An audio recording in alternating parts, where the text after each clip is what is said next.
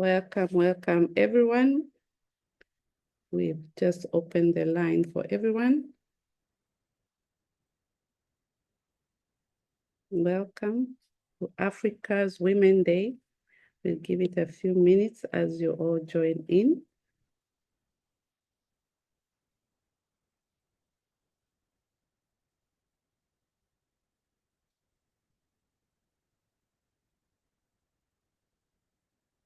Welcome, welcome.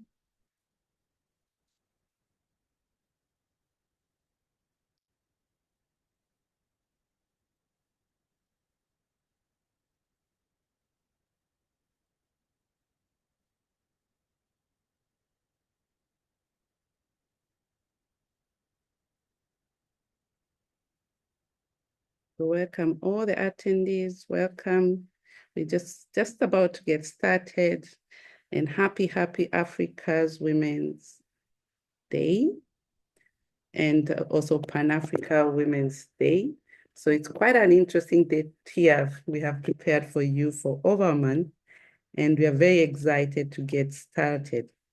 We give ourselves another few minutes to allow everybody to join and be able to be part of us and feel at home.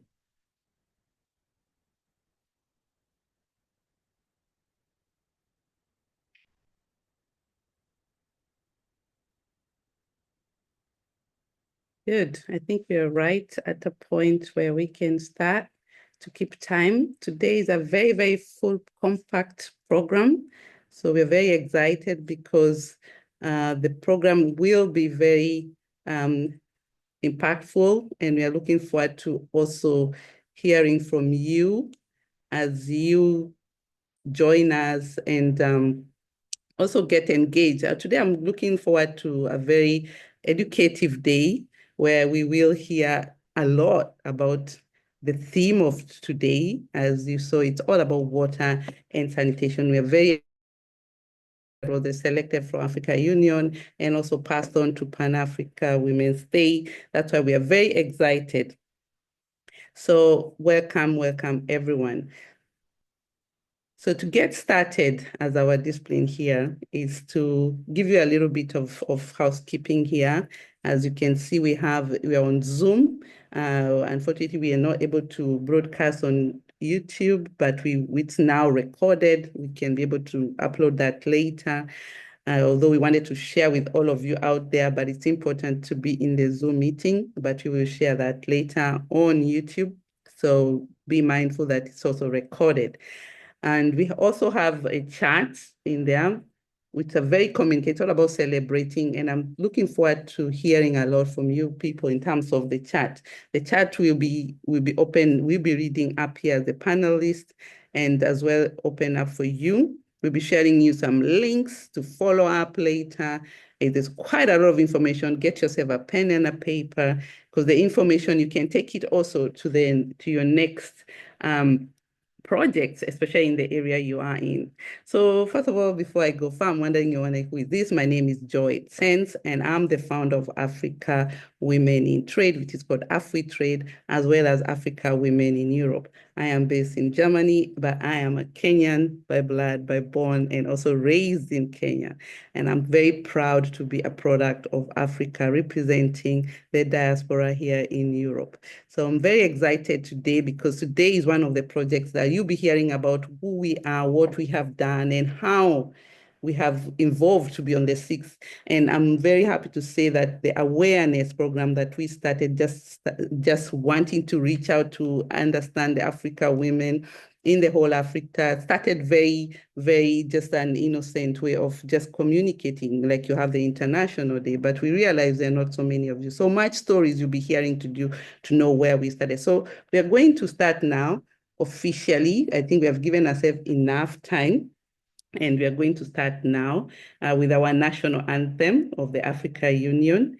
So kindly bear with me. We're going to follow up with that. Everybody else who's joining it, and especially if you're in the panel list and you're still in the other side, please use your link to join us here on the panel discussion here on the platform. So I would want to welcome you And we're going to start with the national anthem. Very excited to have you here.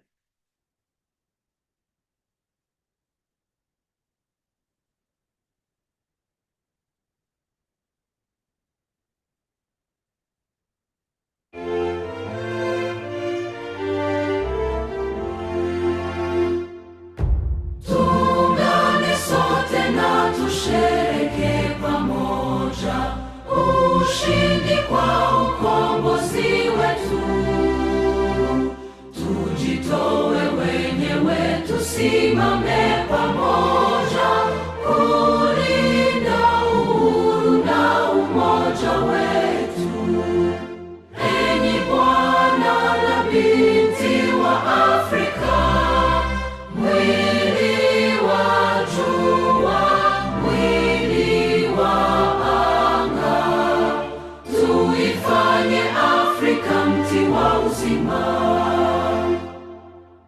Tuungane sote tuimbe pamoja, kuenzi shikamano hatima yetu. Tujitoe wenyewe kupambana pamoja, uhuru na umoja vitawale. Enyi Bwana na binti wa Afrika, mwili wa jua, mwili wa anga, tuifanye Afrika mti wa uzima. Tuungane sote na tujibidishe kutoa kilicho bora kwa Afrika. Chimbuko la wanadamu, chemchemi ya utamaduni, tumaini letu wakati wa mafarakano. Enyi Bwana na binti wa Afrika, mwili wa jua, mwili wa anga, tuifanye Afrika mti wa uzima.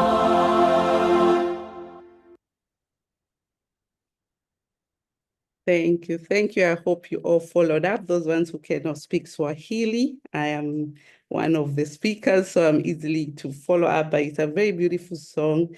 And also you can also see the translation. Thank you. Welcome again, everyone. I can see we are joining, many of us, and we're just about starting and very excited to be here with you.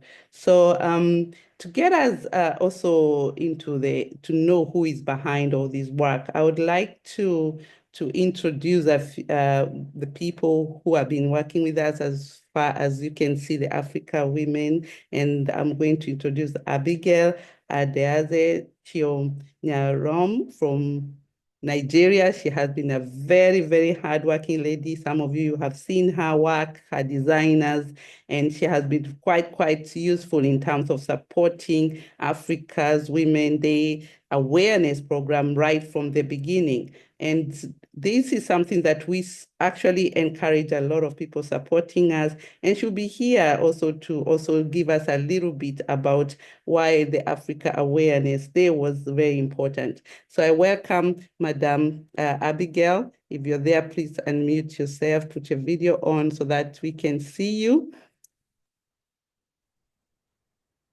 Yes, I can see you're here. Welcome, welcome. And yes, please welcome us as well all about the Africa's Women Day today. Thank you very much, Joy. Hello, Africa. Good evening from here, Nigeria. It is lovely to be in our midst today. Happy Africa Women's Day to all women. And I know we have also some gentlemen in our midst, so we also welcome you all to this great celebration. My name is Abigail Adaeze, as Joy has already explained, and I serve as the program manager of this awareness initiative.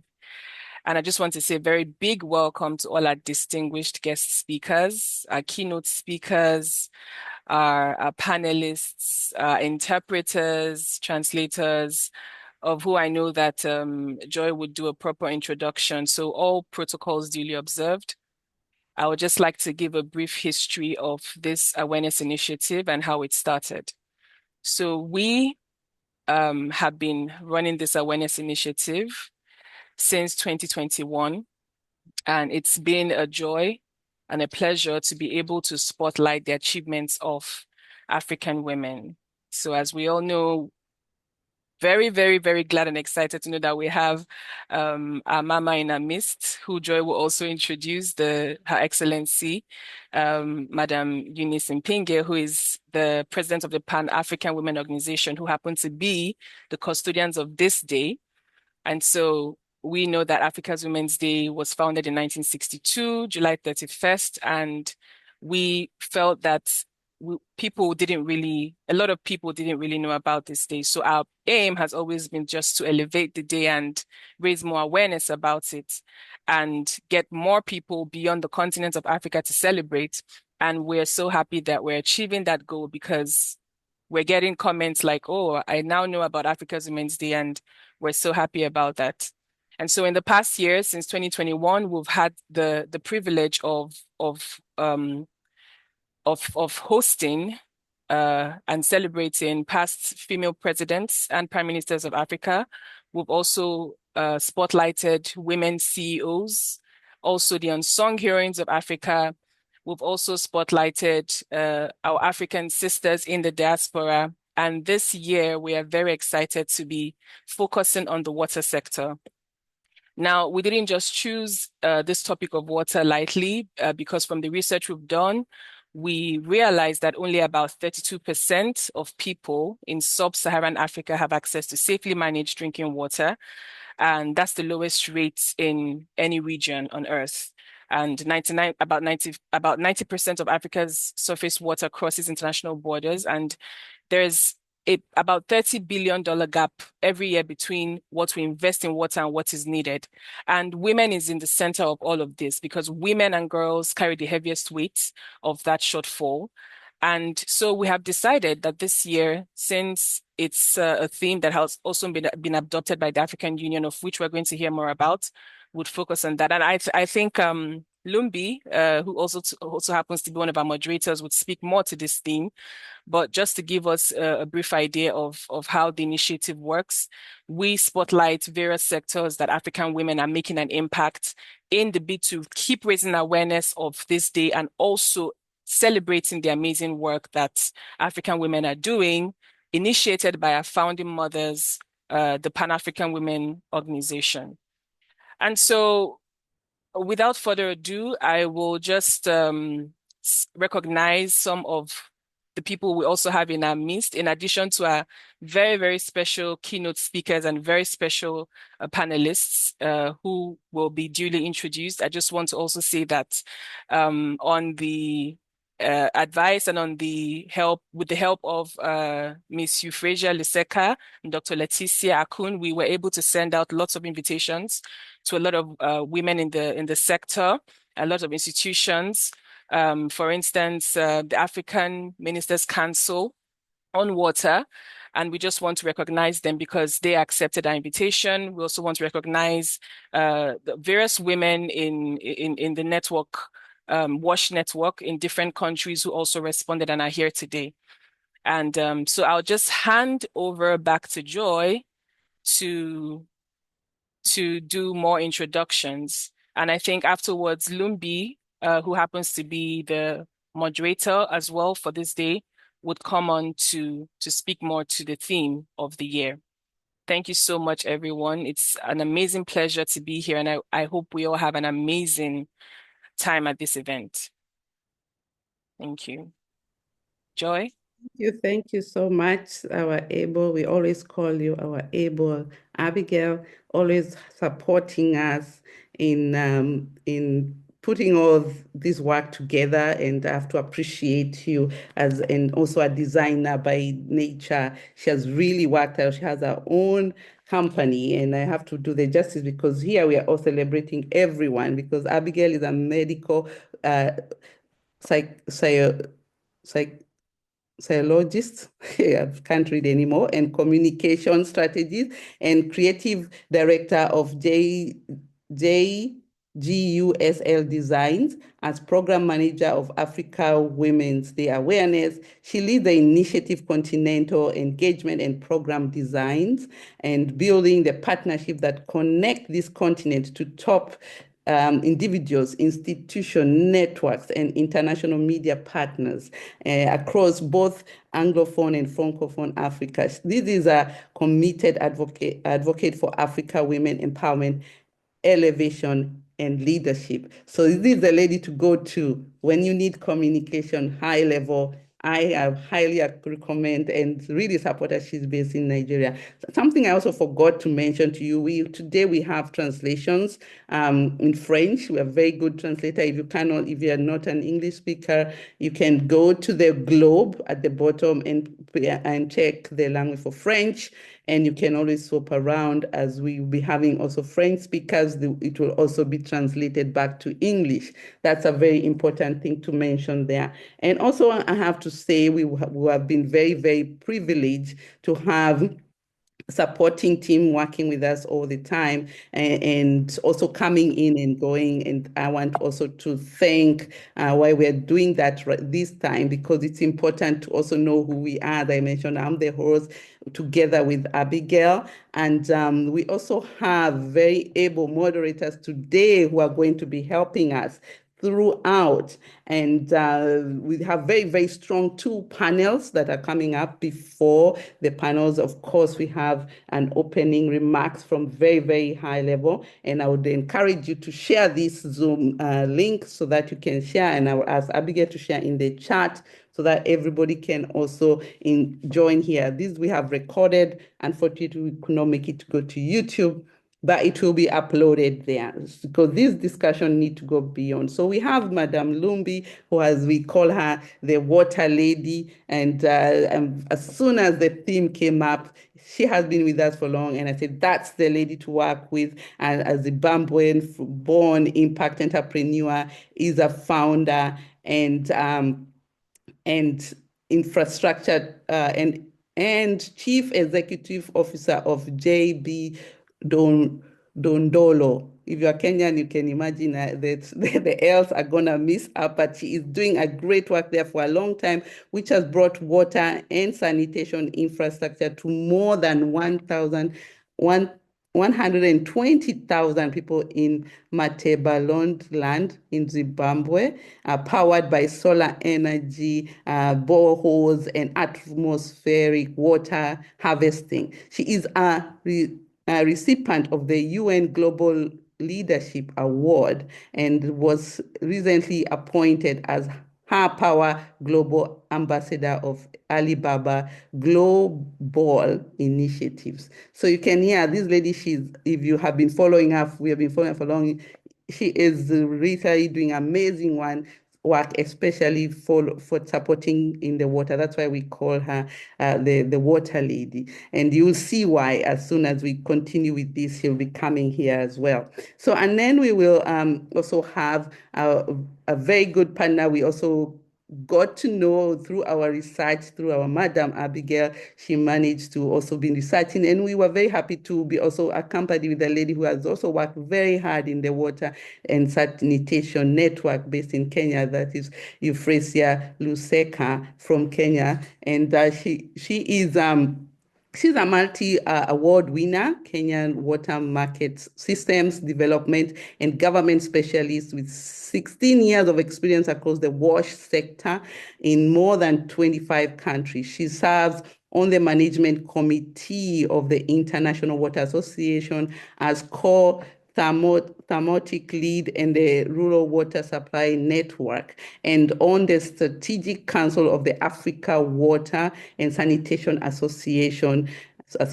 So she co-founded the Africa Women in Wash Awards. And you'll be seeing all that. Keep staying here because you see her work throughout and what she has done. Amazing work. They also have a report that she'll be sharing with you that they compiled together. Some of you had the privilege to see that at hand, but we'll be sharing there on the WhatsApp as well. So thank you so much. These are the people we'll be working with together with you today.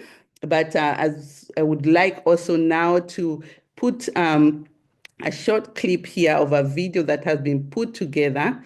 And before that, I also want to introduce Lumbie, Madame Lumbie, so that he can also talk a little bit about why are we celebrating and why are we spotlighting women securing Africa water future, and also the advances, sustainability, water and sanitation of Agenda 2063. Welcome, Madame Lumbie, if you're there. Kindly put your camera on so that we can show the lady, water lady. Present. Yes, thank you so much, Joy. Let me up my volume. Thank you so much and welcome everyone to this forum. I am very excited to be here, obviously, with you all. And today is a very special day. And yes, I am the water lady. And I proudly wear that name because I feel very proud when people say water every time, because I know how important it is. And that's the reason why we are here today. So with that in mind, let me go straight to the theme for this event so that we're all on the same page and we understand why we're here. So I just want to say good morning, good afternoon, everyone, and happy Africa Women's Day. This year's theme, Spotlighting Women, Securing Africa's Future, Advancing Sustainable Water and Sanitation for Agenda 2063. Keep that in mind. Recognize this as simple but powerful truth. Africa's water future cannot be secured without the leadership, innovation, active participation of all women. Across our continent, women and girls are often the primary managers of water for their households, communities, you name it. They understand the challenges firsthand, from long journeys to collect water, to the health, education, economic opportunities, everything affected by inadequate water, sanitation, and hygiene. We call that WASH, because that's all WASH services. Yet, women are not only those that are most affected. They are also the engineers, entrepreneurs, social scientists, policymakers, community leaders, and change makers driving sustainable solutions. Powerful. And as we work towards Agenda 2063, the Africa we want that is investing in women is not simply about equity. It is a strategic imperative. When women lead in water governance, in innovation, in decision-making, in communities, we become healthier, economies grow, and they grow stronger, and our progress towards sustainable development accelerates. Beautiful. So today, we celebrate the remarkable women who are securing Africa's water future and exploring how each of us can help build a continent where safe water and sanitation are accessible to all. And by all, I mean to everyone. That's why we're here today. So I thank you, and I look forward to, the conversations here today. And thank you, Joyce and Abigail. I'm sending that back to you, Joyce. Thank you, thank you. Today we are going to call you Water Lady, Madame Lumbie. It's a day we will continue celebrating with you and a lot of ladies, and we are going to see why we have to celebrate each one of us here because of the work each one of you have done so far. And continue to do. And myself, I'm very excited to hear about the topic because something that we drink and we don't think about, and we're going now to hear more into details. So I'm really excited. Before then, now I'm going to play before we come now to the real discussion and also getting the opening remarks There, I'm going to play a small video here that was shared with me that was really beautifully done. I'll be seeing it for the first time. So we're going to watch this together and really celebrate and see the work that we have, water really means to all of us. Every morning begins with hope. Every step carries the promise of a better tomorrow. Water is more than a resource. It is life, dignity, and opportunity. Across Africa, every drop creates new possibilities. Women are leading change. Through knowledge and innovation, they are securing our water future. Women lead, communities flourish. Together, we are securing Africa's water future. Great. As you can hear that, we are all securing the future water.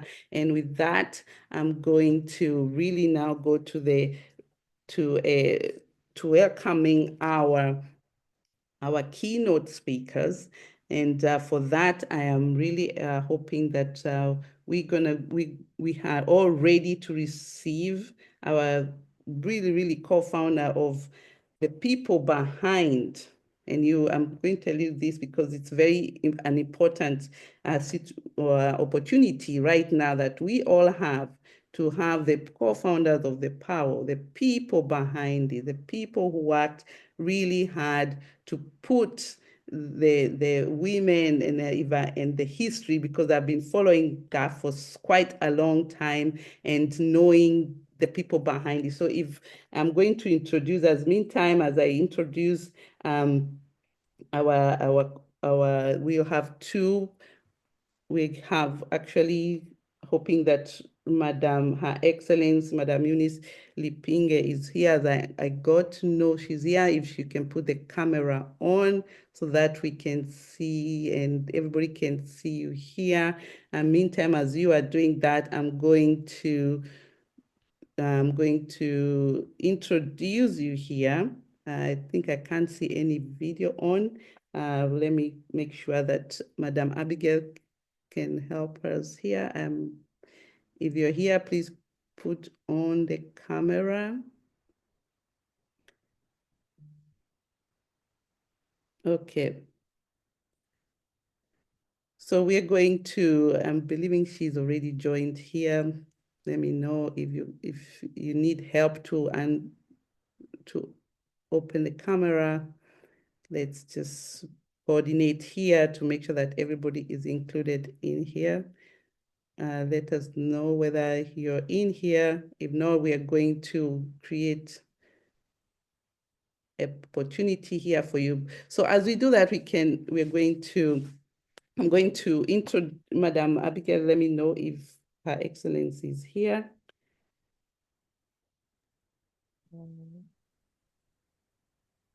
I don't think she's here yet. Not on. Okay. Okay. So as we wait, let me do the justice, and as we wait for the camera to be put on to read a short introduction of Her Excellency, Madam Eunice Iipinge. She is an amazing woman. When we're putting this together, it was a whole list. The lady worked a lot in the political area in Africa for a long time, and it would be really nice for us to have her here. Let me know whether she's here. If not, we're going to follow up this again, because I think I saw her, but I think she's dropped. But technology is there for everyone. We understand that. But as we wait for her, let me introduce the second keynote speaker, and that has been working together in the area of water and also Kenya, Madam Wang'ombe, a Principal Secretary, State Department of Gender and Affirmation Action, Minister of Gender, Culture and Children's Service based in Kenya.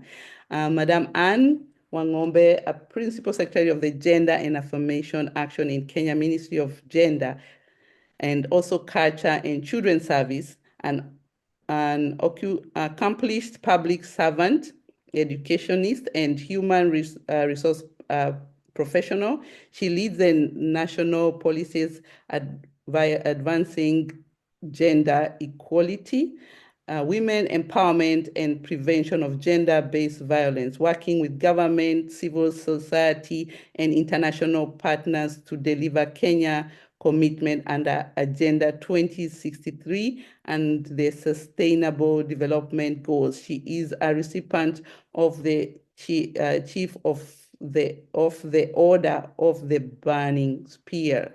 That is such an acknowledgement. Unfortunately, she was not able to join us, but what she did, she decided, because she had she was been traveling, and in between she was caught up. But we were very happy to receive her recording, and we will be sharing that with you right now, and to hear her message, very powerful message for you, and also to get a little bit about what she's also doing as we wait for Her Excellency to log in.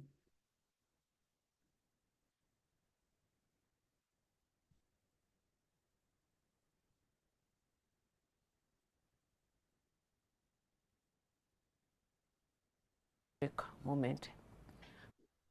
Distinguished leaders, panelists, organizers, and change makers joining us virtually across Africa and global diaspora, greetings from Kenya.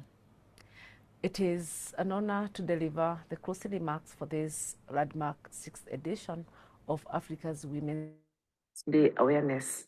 Today, we start at a historic moment. Following the adoption of the Africa Water Vision 2063 by African heads of state and the Global Declaration of Water and Gender for World Water Day, continental and global agendas have aligned. Water is the lifeblood of Agenda 2063. However, women and girls across sub-Saharan Africa still carry up to 80% of the water collection burden, diverting precious time from education and leadership. Today's conversation has made one truth abundantly clear. Women are not just users of water. We are leaders, we are scientists, utility leaders, and climate innovators securing Africa's water future. In Kenya, we are translating this vision into action. We are actively supporting female engineers, expanding STEM opportunities for young girls, and enforcing strict accountability to eliminate sexual exploitation and abuse in public service delivery. Further, through gender-responsive budgeting initiatives such as access to government procurement opportunities, commonly known as AGPOL, whereby 30% of all government procurement budget is reserved for women, youth, and people with disabilities, and affirmative action funds such as Women Enterprise Fund and the WESO Fund, we are unlocking capital for women-led enterprises across various sectors, including key investments in the green and water economies. Bearing in mind that women are on the front lines of environmental and climate change, supporting their community-led solutions is central to building true climate resilience. Resilience means turning our vulnerability into strength. It means investing in sustainable infrastructure and protecting our natural ecosystems. Let this day be a turning point where awareness becomes action.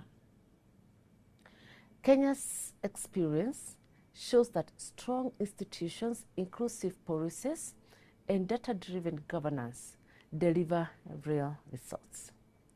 However, achieving the targets of the Africa Water Vision, including women holding 30% of water leadership roles and managing 30% of water ventures require collective action. As we conclude, I call upon every government, private sector actor, and civil society partners listening today to 1. Invest in women as decision makers, utility leaders, and climate resilient entrepreneurs. 2. Accelerate implementation of the Africa Water Vision 2063 by placing gender equality at the core of all water and climate policies. 3. Sustain this momentum beyond today, translating our dialogue into lasting partnerships across our continent. I wish to express our gratitude to Africa Women in Trade, to PAWO, and all our partners for championing this cause. Together, we will build a water-secure, gender equal, and resilient Africa. Thank you and happy.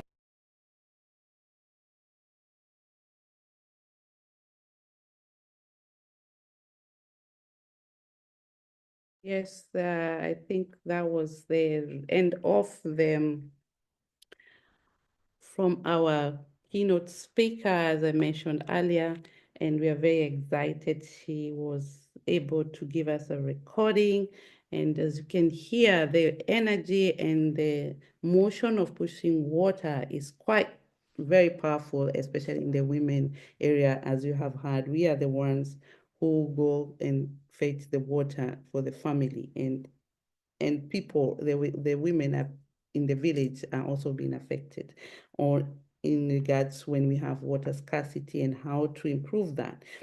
So I have seen that our Excellency is just trying to log in, and she will be joining in shortly. There was an issue there with the time. Joy, she's here. She's here. Oh, fantastic. So if we have the camera on, that would be great. Then we will be very excited, because today is really a day that we are very excited about the work that PAWO also has done in the past, because we reckon this is the 64th anniversary, if I was correct, because I keep counting them. I joined in when it was just about 60 when we started, 59, and we are very excited with the work that they have done, and we have been working quite closely with them right from the beginning. And they're supporting us, our mother, they give us a lot of encouragement in terms of leadership in the higher level. We're talking of presidency, and some of you who have had a chance, as I wait, I'm giving you stories as we wait to see the camera. Okay, I can see she's here now. Can see, but I cannot see the card. Oh, there you are. There you go. I think I can see now. Yes, can you hear us? I think you're muted.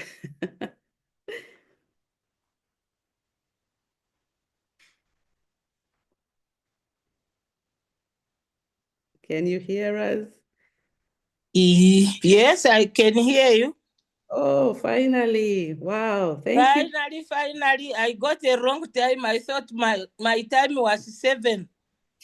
Don't worry. That's why I was reminding, and we are here because of you people. You've worked so hard, and we try to pull you with us. I know that you have been working very hard and very excited to be here. And the time difference, we all have that in the group. And I'm very happy that you're here, because today we celebrate you and us, children of our children. Fantastic work that you have done as the founders, one of the founders of the PAWO. We are talking of so many years, because I've met all the way to Mama Likimani, who is standing, I think, 100 now.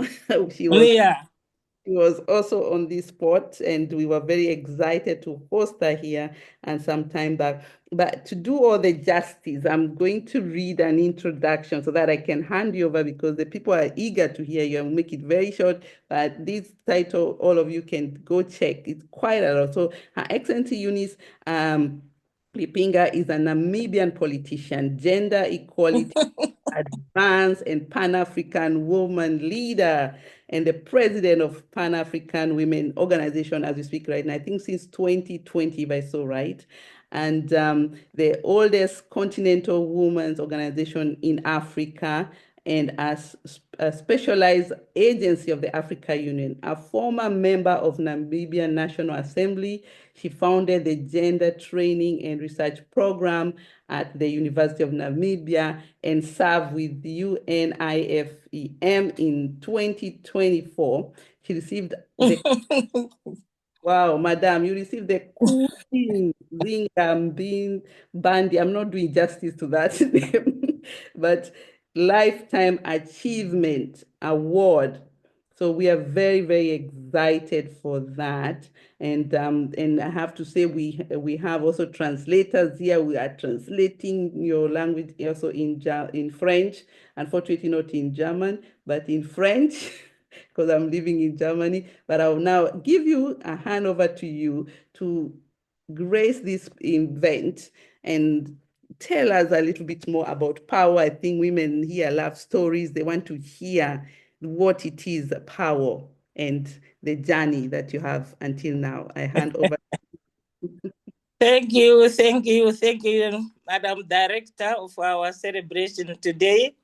I'm very happy to join you, and I salute all of you, and I'm encouraged by your effort and commitment to every year organizing this event and celebrate this day. It's very, very encouraging, and it is more encouraging to see young women taking up the torch. So it means that African women are there to stay, and we are there to contribute to our continent's development. Today, as we mark Pan-Africa Women's Day and celebrate 64th years of PAWO, we pay solemn tribute to the founding mothers of Africa whose courage, political vision, and unwavering commitment helped to shape the destiny of our continent. They stood in the front line of liberation, unity, and justice, and they entrusted to the future generation the duty to advance the leadership and the rights of African women and girls. We honor the brave African women who built this movement and carried its flame through generations. You have mentioned Mama Likimani. She was at the conference as a journalist, and you are talking about her reaching the hundreds. She is still alive. We also have Mama Maria Nyerere. She is still alive. And Mama Margaret Kenyatta. The three are still alive today. We live with them today among the pioneering women whose courage helped shape the Pan-African women's struggle and the wider vision of the liberation and equality. We also pay solemn tribute to those who are no longer with us, whose voices might have fallen silent, but whose legacy remains alive in institutions they helped to build, the doors they have opened, and the countless women they have inspired to rise, organize, and lead like what you are doing.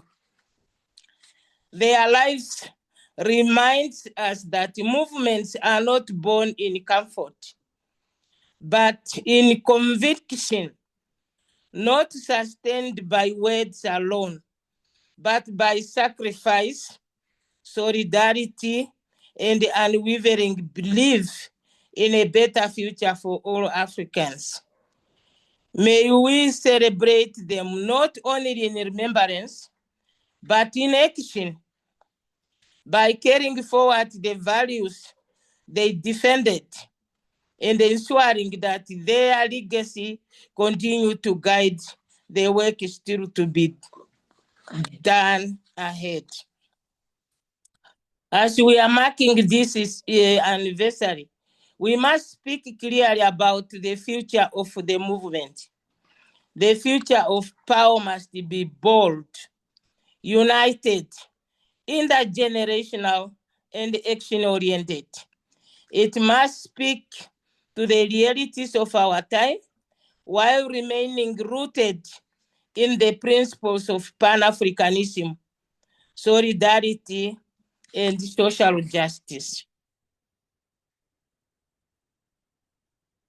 On this important day, PAWO extends sincere appreciation to African Union, an entity that PAWO is proud to have founded. We say thank you for partnership, for steadfast support our movement. This partnership reflects a shared understanding that institutions matter, political will matters, and continental leadership matters.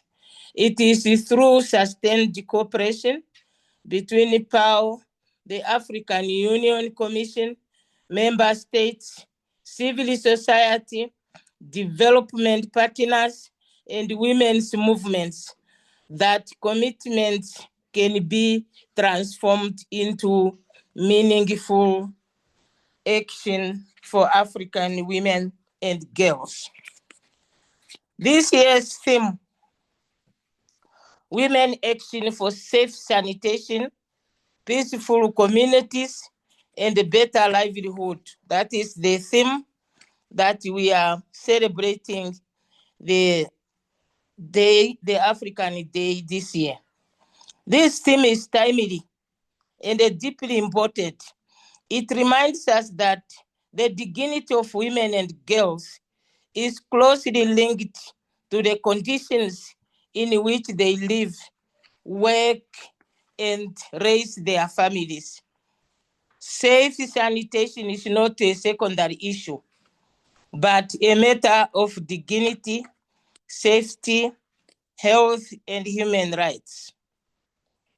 We are all aware that for too many women and girls across our continent, and even in diaspora, the lack of safe sanitation remains a daily barrier to dignity, safety, and opportunity. It exposes them to disease while increasing unpaid care burdens, disrupting girls' education, and limiting the well-being and productivity of families and communities. This is why the theme matters so deeply. It reminds us that the struggle for gender equality cannot be separated from development or from the daily reality of African households and communities. It also echoes the spirit of PAWO's liberation struggle, because the women who built this movement fought far more than political freedom. They fought for full liberation of African women, for justice in daily life, for equal voice in decision-making, for safe and dignified living conditions, and for a continent where women and girls could thrive, not merely survive, but their legacy calls us to the place where to place women at the center of Africa development agenda, and to ensure that no woman and girl is left behind in pursuit of aspiration of Agenda 2030 63. I am pleased to join you in this celebration and officially opening our celebration. Let us enjoy the day. Let us look back. Let us look where we are now and where we are going. As it said here, the torch is in the hands of the young women. So let us honor the women who came before us. Let us stand with the women and girls of today. Let us build an Africa where every woman and every girl lives in a dignity, in safety, in equality, and in hope. Long live Pan-Africa Women's Day, and I officially open our celebration today. Thank you. Thank you This so one. much. Thank you so much. We Yeah. appreciate you. And we hear you. The torch is in the hand of the young women and girls, and we are going with you as well. That's the message. Thank you so much. Please stay with us. And we are happy to hear more about what is happening also in the water area as we go on to the next chapter. Pass my greeting to Madam Grace. Yes, I will. She has been really helping us in the back, push us, stand for us, and I cannot thank her more. And she is really a very powerful, including the whole team. We can't wait to meet you one day in person. Thank you so much. We are very much proud of you and they have been strengthened by you. We are really happy that you are taking up the torch forward with women's emancipation. Thank you so much. And we really take that ownership and run with it together, because we need all your expertise to help us in the leadership area. Thank you so much. And please stay with us and feel free to join in the discussions in any comment, because we really want to hear your views, because you've been here and you can be able to take us through also in other discussions that we are talking today. So I'm going to hand over now to the real now, the discussions of water. We're going into the deeper part now, and I'm going to hand over to Madam Abigail, and she is going to walk us through the two panels together with the team. And we are here, we are ready. Abigail, I have my pen. Okay, it's blue, you can't see, it's blue, and a book, and we are ready. I'm handing over to you.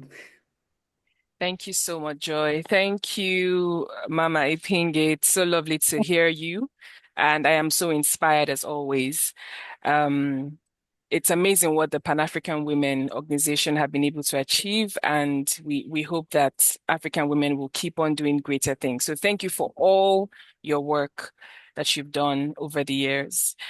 And so moving on to the next segment, I just want to briefly recognize our translators, Mr. Michael Sefande and his team from the Advanced School of Translators and Interpreters, Cameroon.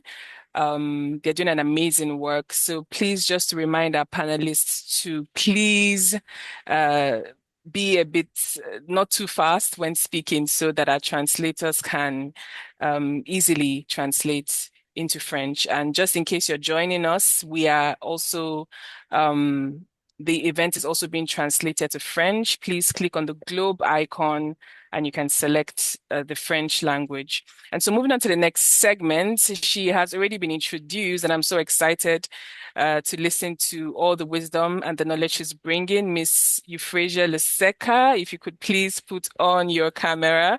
And she is going to be leading, she's the strategic dialogue lead for the first panel, which is Women Shaping Africa's Water Future, and she will explain more about that. We also have a second panel coming up after her, which Miss Lumbie Mlambo will be handling. But I'll just hand over to Miss Euphresia right now, because it's just amazing to learn all she's done in the water sector. And if I might also add that a lot of professionals we have on the call, and I see them in the chat. Welcome to all of you. You're very much highly recognized. She was able to pull her network. So, Miss Euphresia, if your camera is on, I will hand over to you. Thank you. I am on and I'm very happy to be here. As you've heard, my name is Euphresia Luseka. I am Kenyan. I have worked in the water sector for the past 16 years and in Africa in more than 25 countries. So I won't get into much more depth in terms of my other achievements and all. I think I've already had it all. But I have to re-emphasize my title, which is a water governance expert as well as a market systems development expert. And today's conversation, it's more of a fire chat. So it's going to be very fast. It's also going to be very interesting. And it's titled Women Shaping Africa's Water Future, Leadership, Governance, Financing, and Partnerships for the Africa Water Vision 2063. I think this is a conversation that has already been gotten into in terms of what the Africa Water Vision is exactly. But coming into the conversation itself, excellencies, distinguished colleagues, sisters across the whole continent and the diaspora, we welcome you once again. Today is July 31st, 2026. It's Africa Women's Day. In February, Africa heads of state adopted the Africa Water Vision 2063 and policy, explicitly recognizing that gender equality is not a soft social gesture. It is a prerequisite for water security. At the same time, Sub-Saharan Africa faces a $30 billion annual water investment gap. So while women and girls burn 250 million hours every single day fetching water, it's quite a challenge in itself in the continent. So today, we want to flip that script. Our question is very direct. How do we move from recognizing African women merely as water users to positioning them as the primary architects, regulators, financiers, and diplomats of Africa's water economy? So to dissect this conversation, I am joined by three powerhouse leaders. I'll start with the first one, and that is Ms. Bethlehem Mengistu. She is Ethiopian. She is an executive director of Agenda for Change and a strategist leading a global coalition focused on national water systems and the reform generally, as well as the institutional transformation. The second lady is Dr. Pedi Obani. She's Nigerian. She's an associate professor of law at Bradford and UKRI, Future Leaders Fellow, and a legal scholar bridging climate justice, environmental law, and gender inclusive governance. These women have very powerful bios as well as their work. It's there at LinkedIn. I'll be happy to share the LinkedIn pages in the chat box later. Our third speaker is Ms. Ndeye Magete Kebe. She's Senegalese and she's a president of the WIIIS of Senegal and founder of the Hydro Diplomacy pioneer as well of working at the crucial intersection of transboundary water governance, peace, security, as well as women's diplomacy. So to kick us off, Ndeye, the floor is yours to anchor our dialogue with your featured perspective of this conversation. Over to you, Ndeye.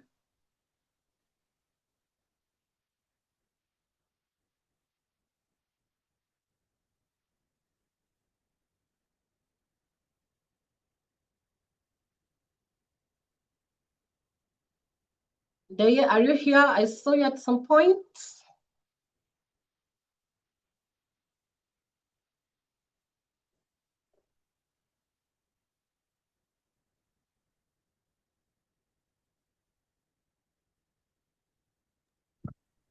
I think she might have disconnected.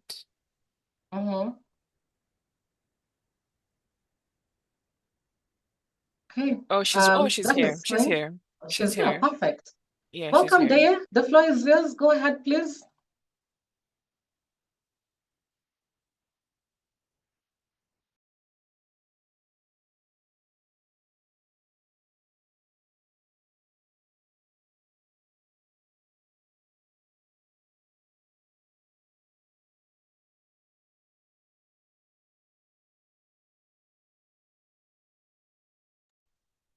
Could you probably check on your mic? You might be muted, Dea.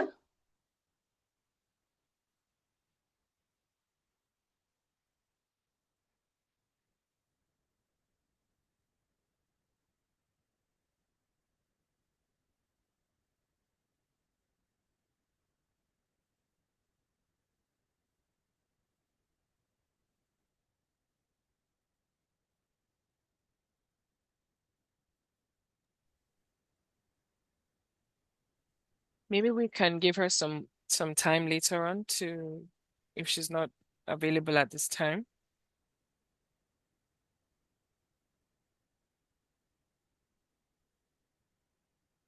Okay, that's fine. I can go ahead and read those remarks on her behalf because we have to set the scene with her conversation.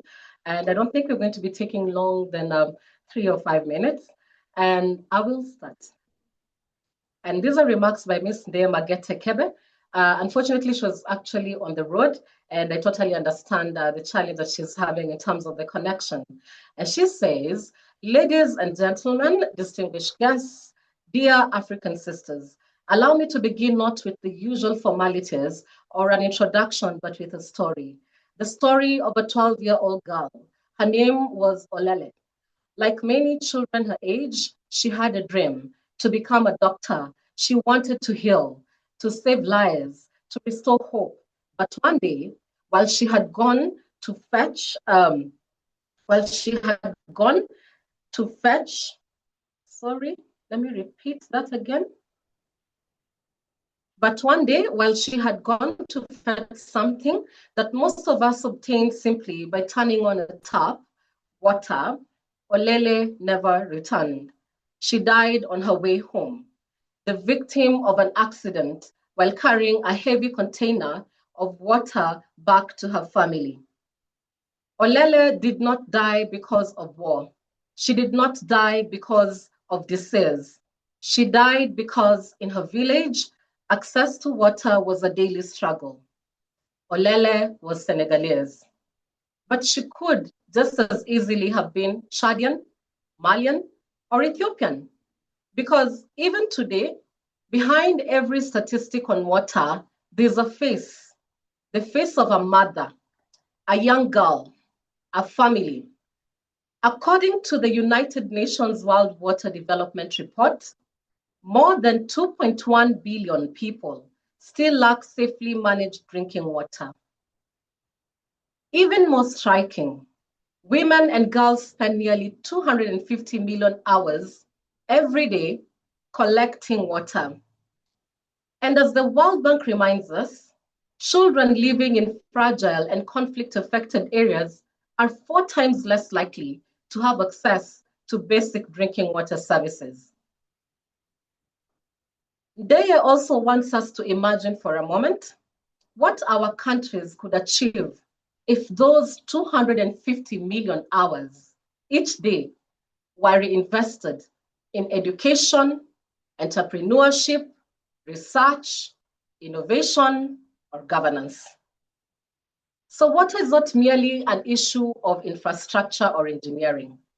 It is a matter of dignity, equality, and fundamental human rights. Today, however, Deye would like to invite you to look at water from a different perspective. Water goes beyond the sphere of social development. It's also a direct issue of peace, security, and diplomacy. When water becomes scarce, harvests fail, pastoralists move their herds, and competition over resources intensifies. And this is what she says she sees in a region called Fello in Senegal and around Lake Chad, where dwindling resources are exacerbating intercommunal tensions. Water insecurity undermines human security It fuels forced migration and increases the risk of violence, particularly against women and girls.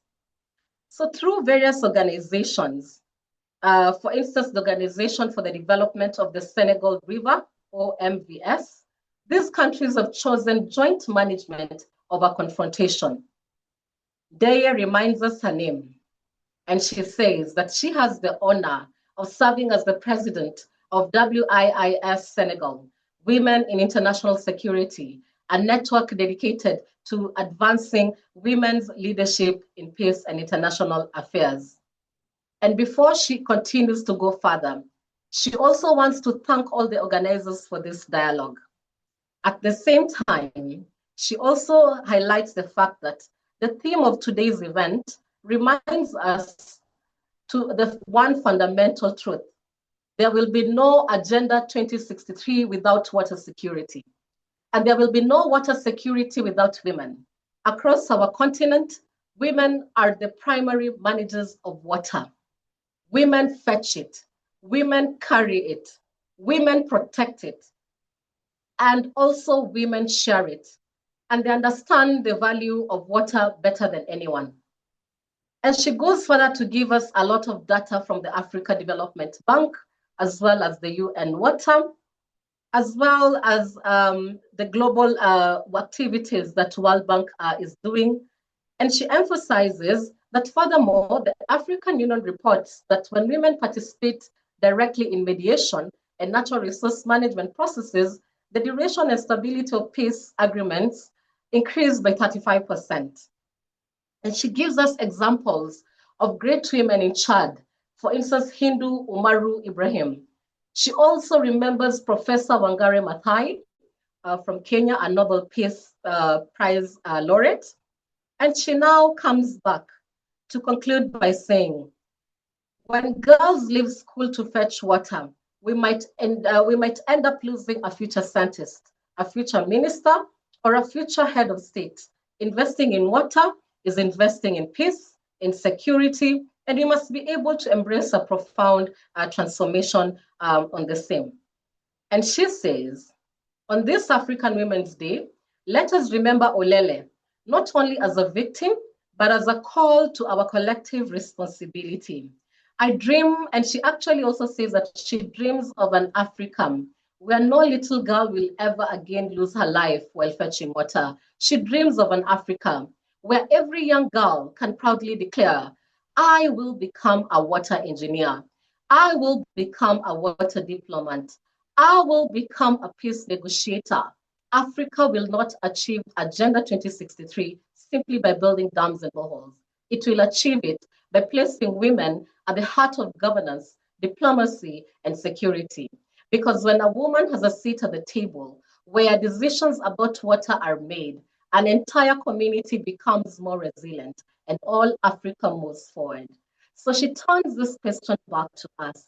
How can we move beyond good intentions and take concrete action to break the glass ceiling and ensure that by 2030, at least 30% of negotiators and decision makers in water governance across Africa are women?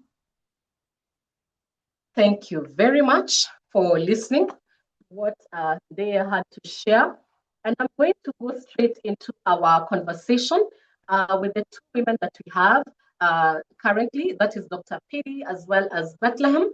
And we're going to extend their time a little bit more now that there is not available. So you can take in around 3 minutes or 3.5 minutes per question that I'm going to be rolling out to you shortly.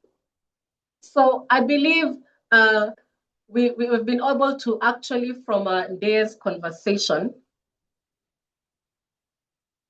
a moment, please.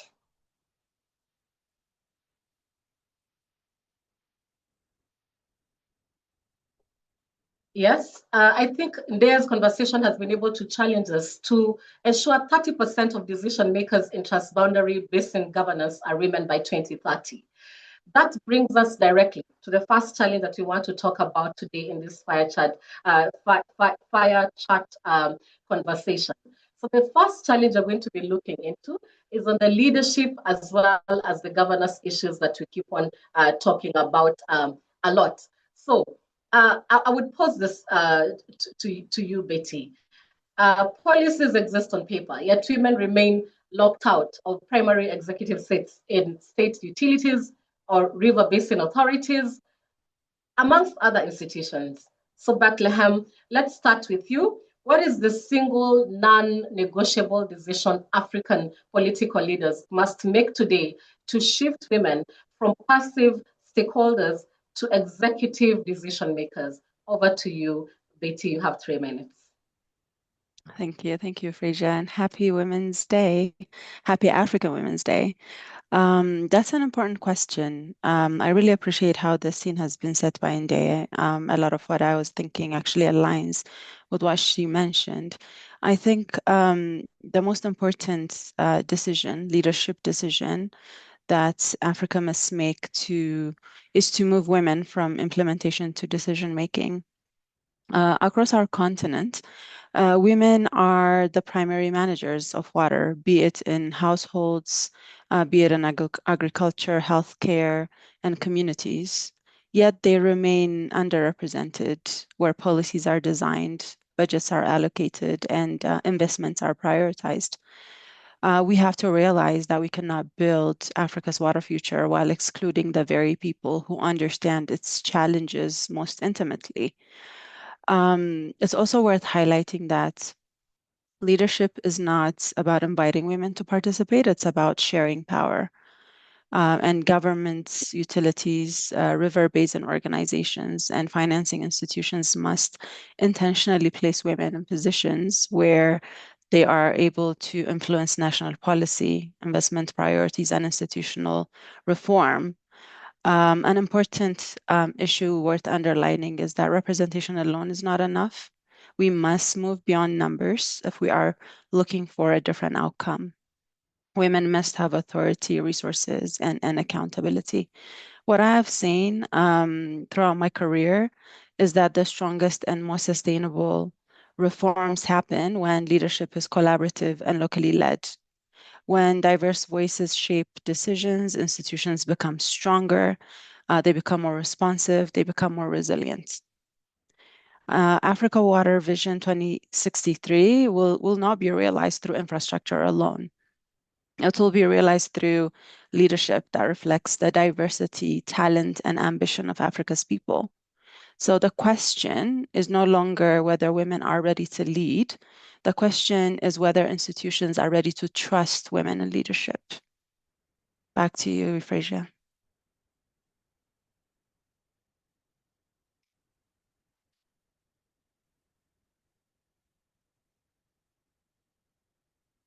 You're muted, Euphresia.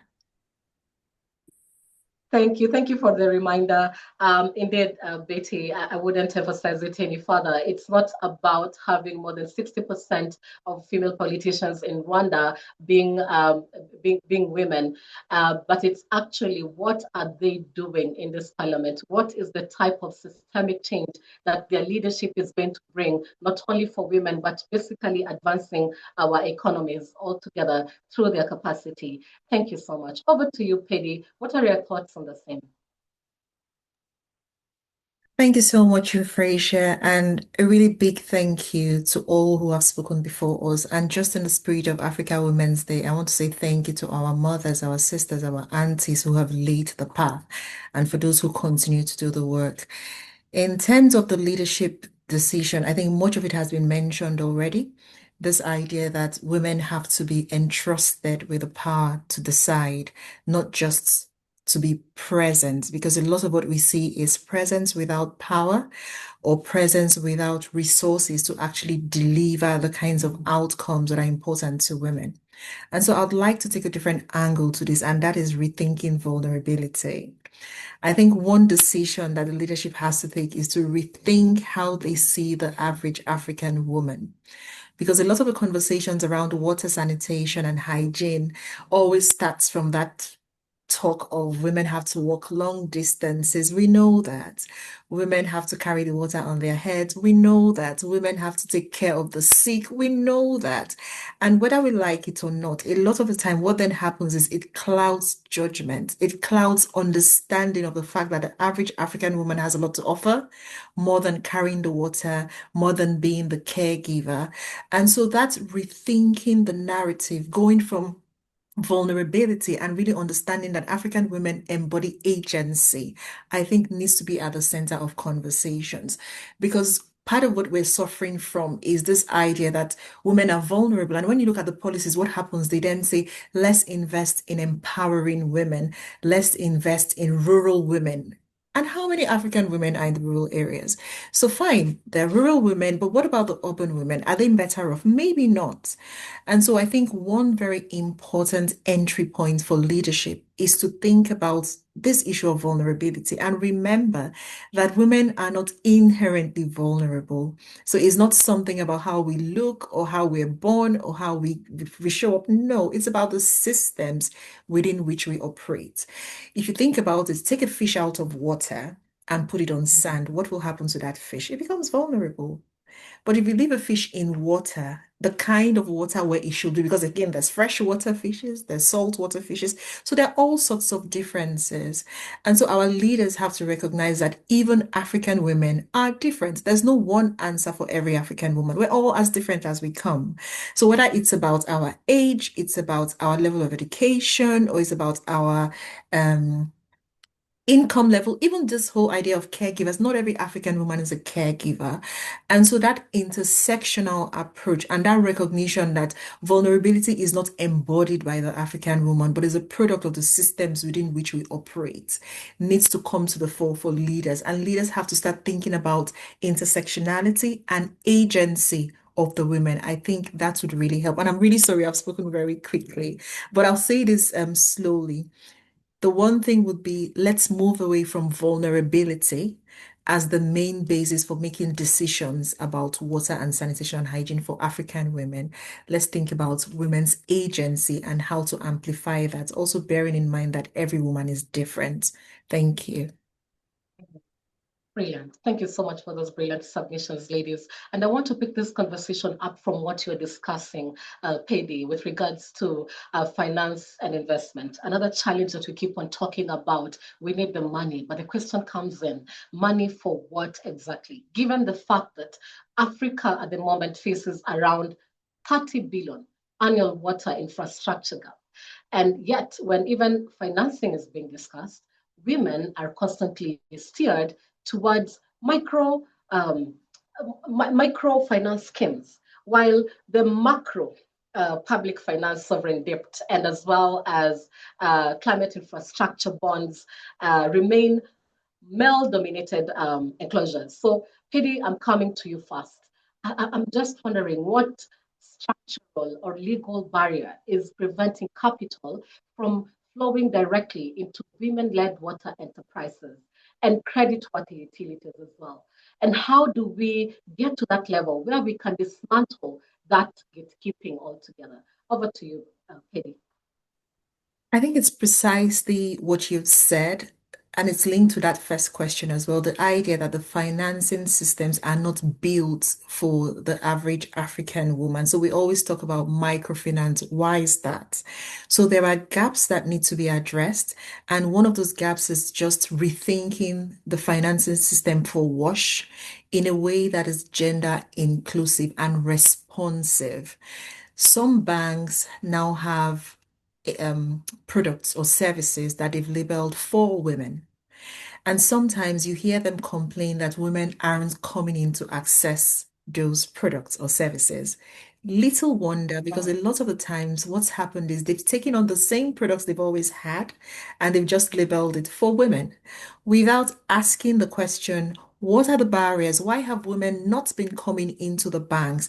Is it about the length of the forms? Is it about asking for collateral, which women can't produce because perhaps due to cultural norms, due to traditions, they don't own the land, they don't own the homes. They still have to rely on a male, whether it's a husband, a brother, or son, for ownership, meaning they can't then use this property for collateral. So if we keep saying, well, you come and take this loan or you come and take this grant, but bring collateral which she doesn't own, how will that happen? So I think we need to reconsider how the finances are designed and ensure that those barriers which prevent women from accessing them are addressed. And linked to that, we need to make sure that the budgets are responsive to the needs of women. We've had situations where the taxes on menstrual hygiene products are so high. And I remember being in a conversation once, and there was this group that came up with this interesting idea of importing tampons inside books. Why did they do that? It was cheaper for them to, and the import duties on the books was a lot lower than the import duties on the tampons. And so they decided, you know what, we'll put the tampons inside the books and pay the lower rates. But they could afford to do that because they had the resources. But think about it, there's so many barriers which mean that the financing system does not work for women. And these need to be addressed by rethinking budgeting, rethinking financial products to ensure that they respond to the needs of the women, asking the women what they need and getting the women to fit into how those products are designed. Indeed. Beyond that whole conversation, we also heard from the permanent Secretary of Gender from Kenya, who raised a discussion around gender responsive budgeting.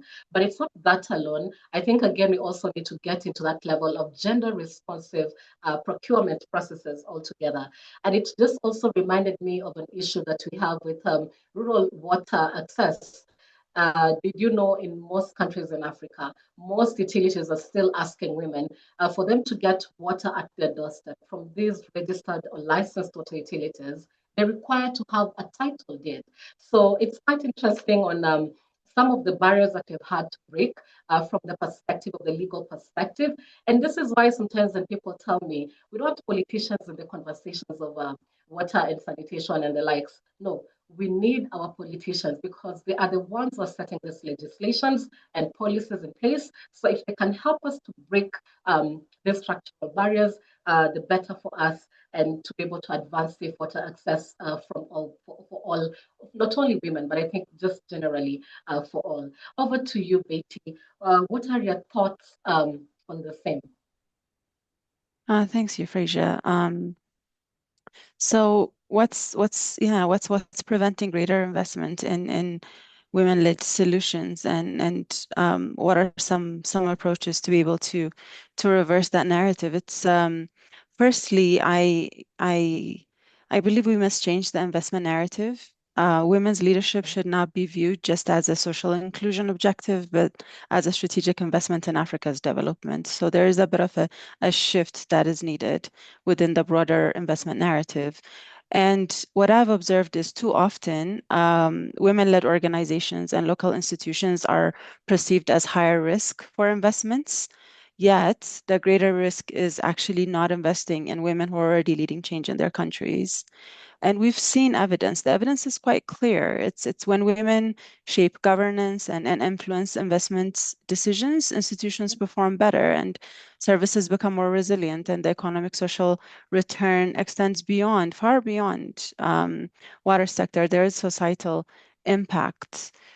So the first thing is shifting and changing the broader investment narrative and de-risking women-led solutions as being investment ready and being bankable.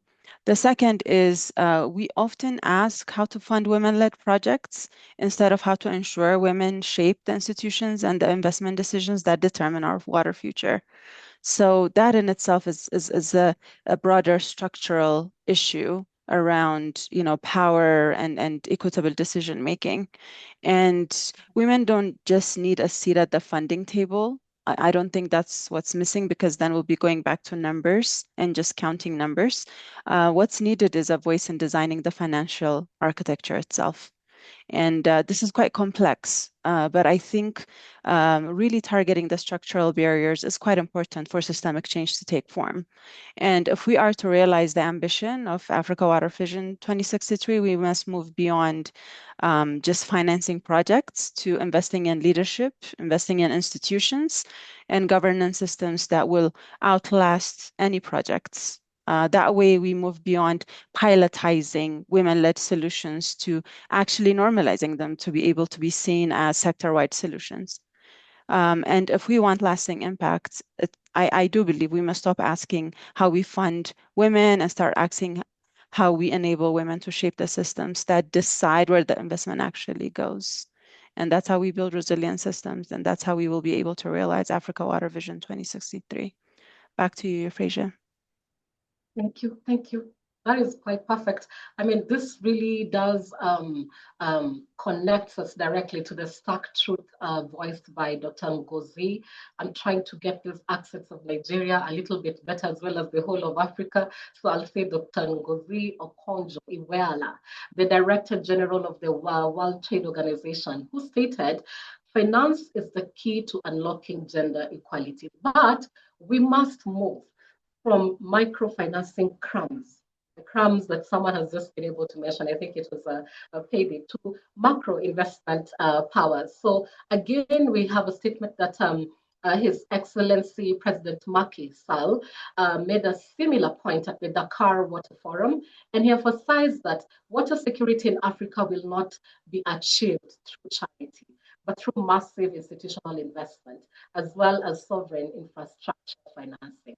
So why are we continuing to confine women to small community water schemes while mega utility bonds and climate adaptation funds remain largely inaccessible to women executives? How do we get blended finance and debt instruments to underwrite women-led credit-worthy water utilities now? This is a question that I'm also posing to our audience, and I look forward to read to your views on the same in the chat box. And moving forward, we've talked about who holds the titles and who holds the capital, and I now want us to talk about raw decision-making power. And this moves us to the third challenge, and that is power. Women carry the physical burden of water, spending 250 million hours a day, as we have said earlier. And again, this is a statement that you're not too happy to continue talking about all the time. But at the same time, carrying the water does not mean carrying the political clout to set tariffs. It doesn't mean allocating municipal budgets or negotiating transboundary rights. So back to you again, Betty. You also operate at the intersection of power, peace, and hydro diplomacy. How do we move from the tokenistic,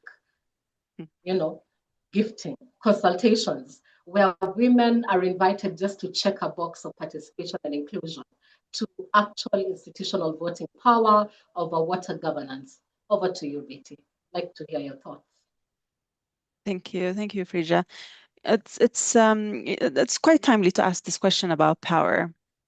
Do women have power? Do they have equal power to shape the policy narrative and the financing narrative and the governance narrative? It's as what we see now is far from the desired states.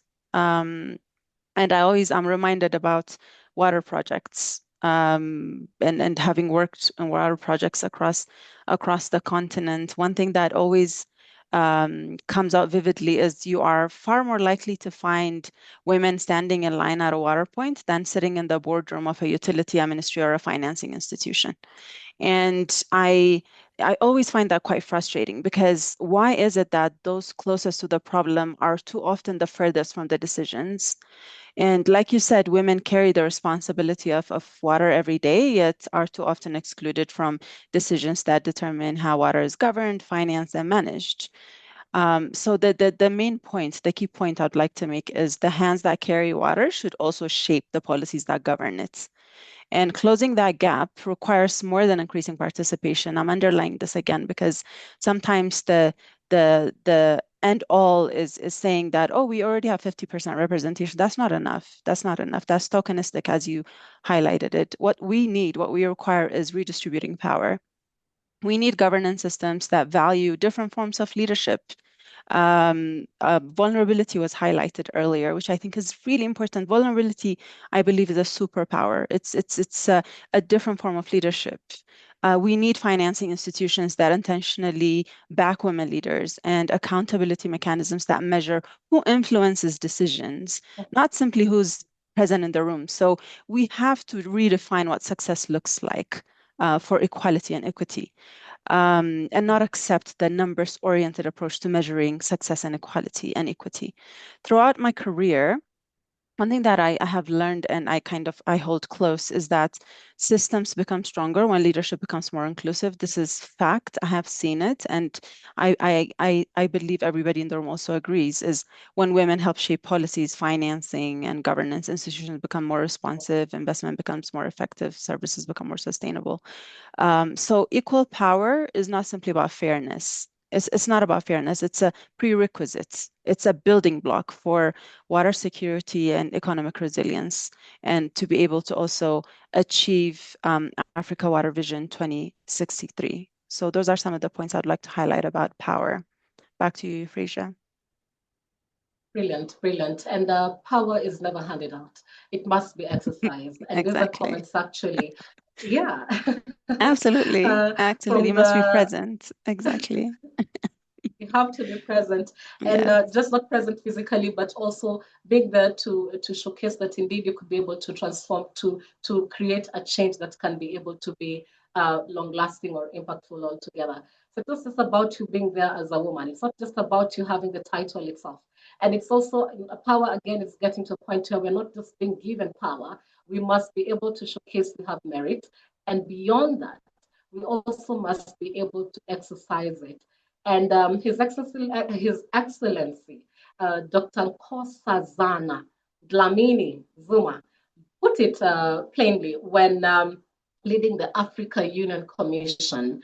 And he said, women are not requesting a favor when demanding seats at the decision-making table. They are claiming a right that is essential for African development.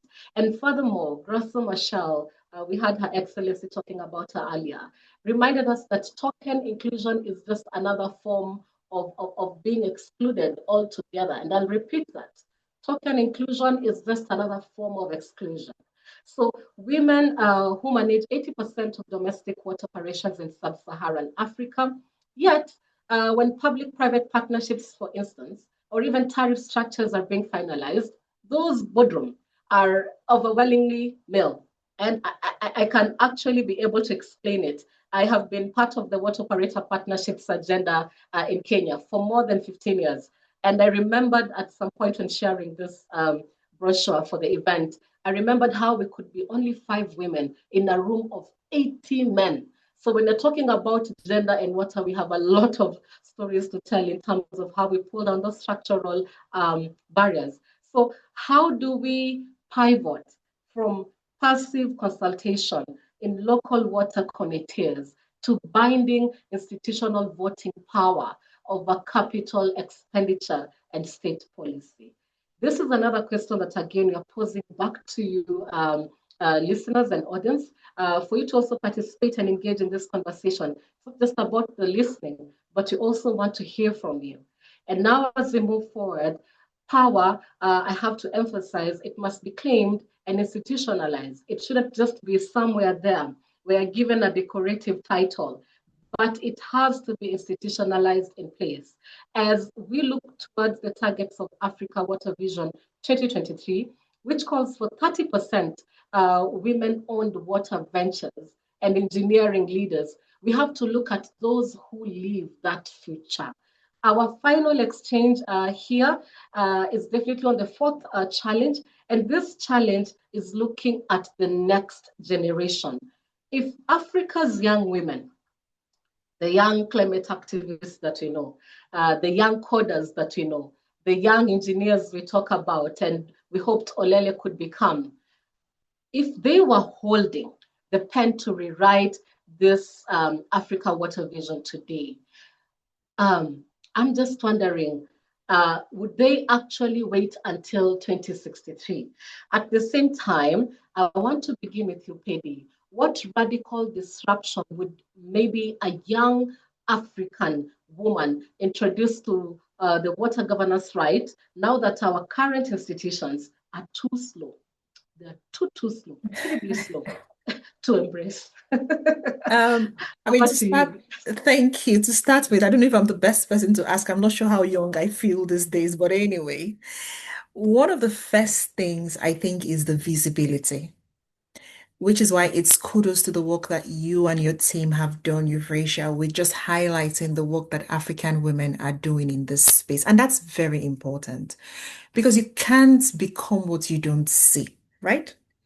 And so you might take it for granted, but it's a very powerful thing that is happening that the younger people can see something to aspire to. And that's why when we look at organizations like PAWO, that they've done it and that we see them just allows you to think and aspire. And so I think one of the things they'll do is to be very visible about their stories, which is why they engage a lot with social media and other forms of very tangible advocacy. Another thing I think they will do differently is that they will show us very clearly the connections between lack of access to water and everything else. So we can't speak about climate resilience as an example without talking about water. And of course, we also have to remember we can't speak about water without speaking about sanitation and menstrual hygiene. So those are things that I think the young African women will highlight because it is their reality. They understand firsthand the intersections, the connections between not having water and not going to school, not having water and not having good health, not having water and having to choose between work or just staying back at home because you don't feel clean enough to go out. So I think that's systems way of looking at the problem is another thing that they would do very differently. A third thing I think will be embracing technology, not just as an engineering tool. And of course, with all due respect to our engineers, we know that sometimes the engineering itself is the problem. So I think they would recognize engineering as something that is essential for governance itself and for governance that is equitable, governance that brings people together and ensures that people's voices are reflected in the design of the solutions. And I think ultimately, just because if I look around, the way there is this very deep connection to culture, to heritage, and to roots by young people, I want to think that that would also influence their leadership in the water governance space to the extent that they will think about homegrown solutions to the problems. And that in itself allows for sustainability because sometimes what do we end up with? Stranded assets, even in the water sector. So we have technology that runs for some time, it breaks down, we don't have the tools to repair, we don't have the knowledge to repair, it's not suited for our context. So I think that's recognizing the local context and bringing indigenous knowledge, history, culture to strengthen the quality of solutions is something that the young people would also highlight as well. Marvelous. Betty, over to you. Thanks, Euphresia. I have to say I'm incredibly optimistic about Africa's next generation of women leaders. From my interaction with young leaders, young women, they give me enormous hope because they're bold, they're entrepreneurial, they're digitally connected, and they are unafraid to challenge the status quo. So they operate with less baggage. It's very exciting. And they also don't wait for permission to lead. We've seen across, many of our countries how the youth, young women are already driving innovation. They're building businesses, they're influencing policy, and they're redefining what leadership looks like. That's very exciting. And Africa's wealth is her youth. So there is tremendous hope when looking forward. And when I think, if Africa's young women were designing the Africa Water 2063 water vision today, I believe they would start by asking a different question. Instead of asking how we deliver more projects, I would anticipate they would ask, how do we build systems that are inclusive and future ready and innovative? I would expect that they would instinctively understand that water is not just about infrastructure. It's connected to climate, to economic opportunities, health, technology, like Dr. Petty mentioned earlier.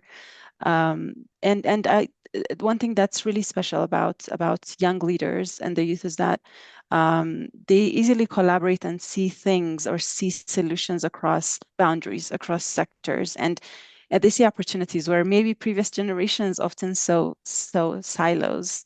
So that in itself is quite exciting for us, and the potential for amazing course corrections coming in the future. And I believe our responsibility is not to design the future for them, for the young leaders, is to create this space and remove the barriers and invest in their leadership.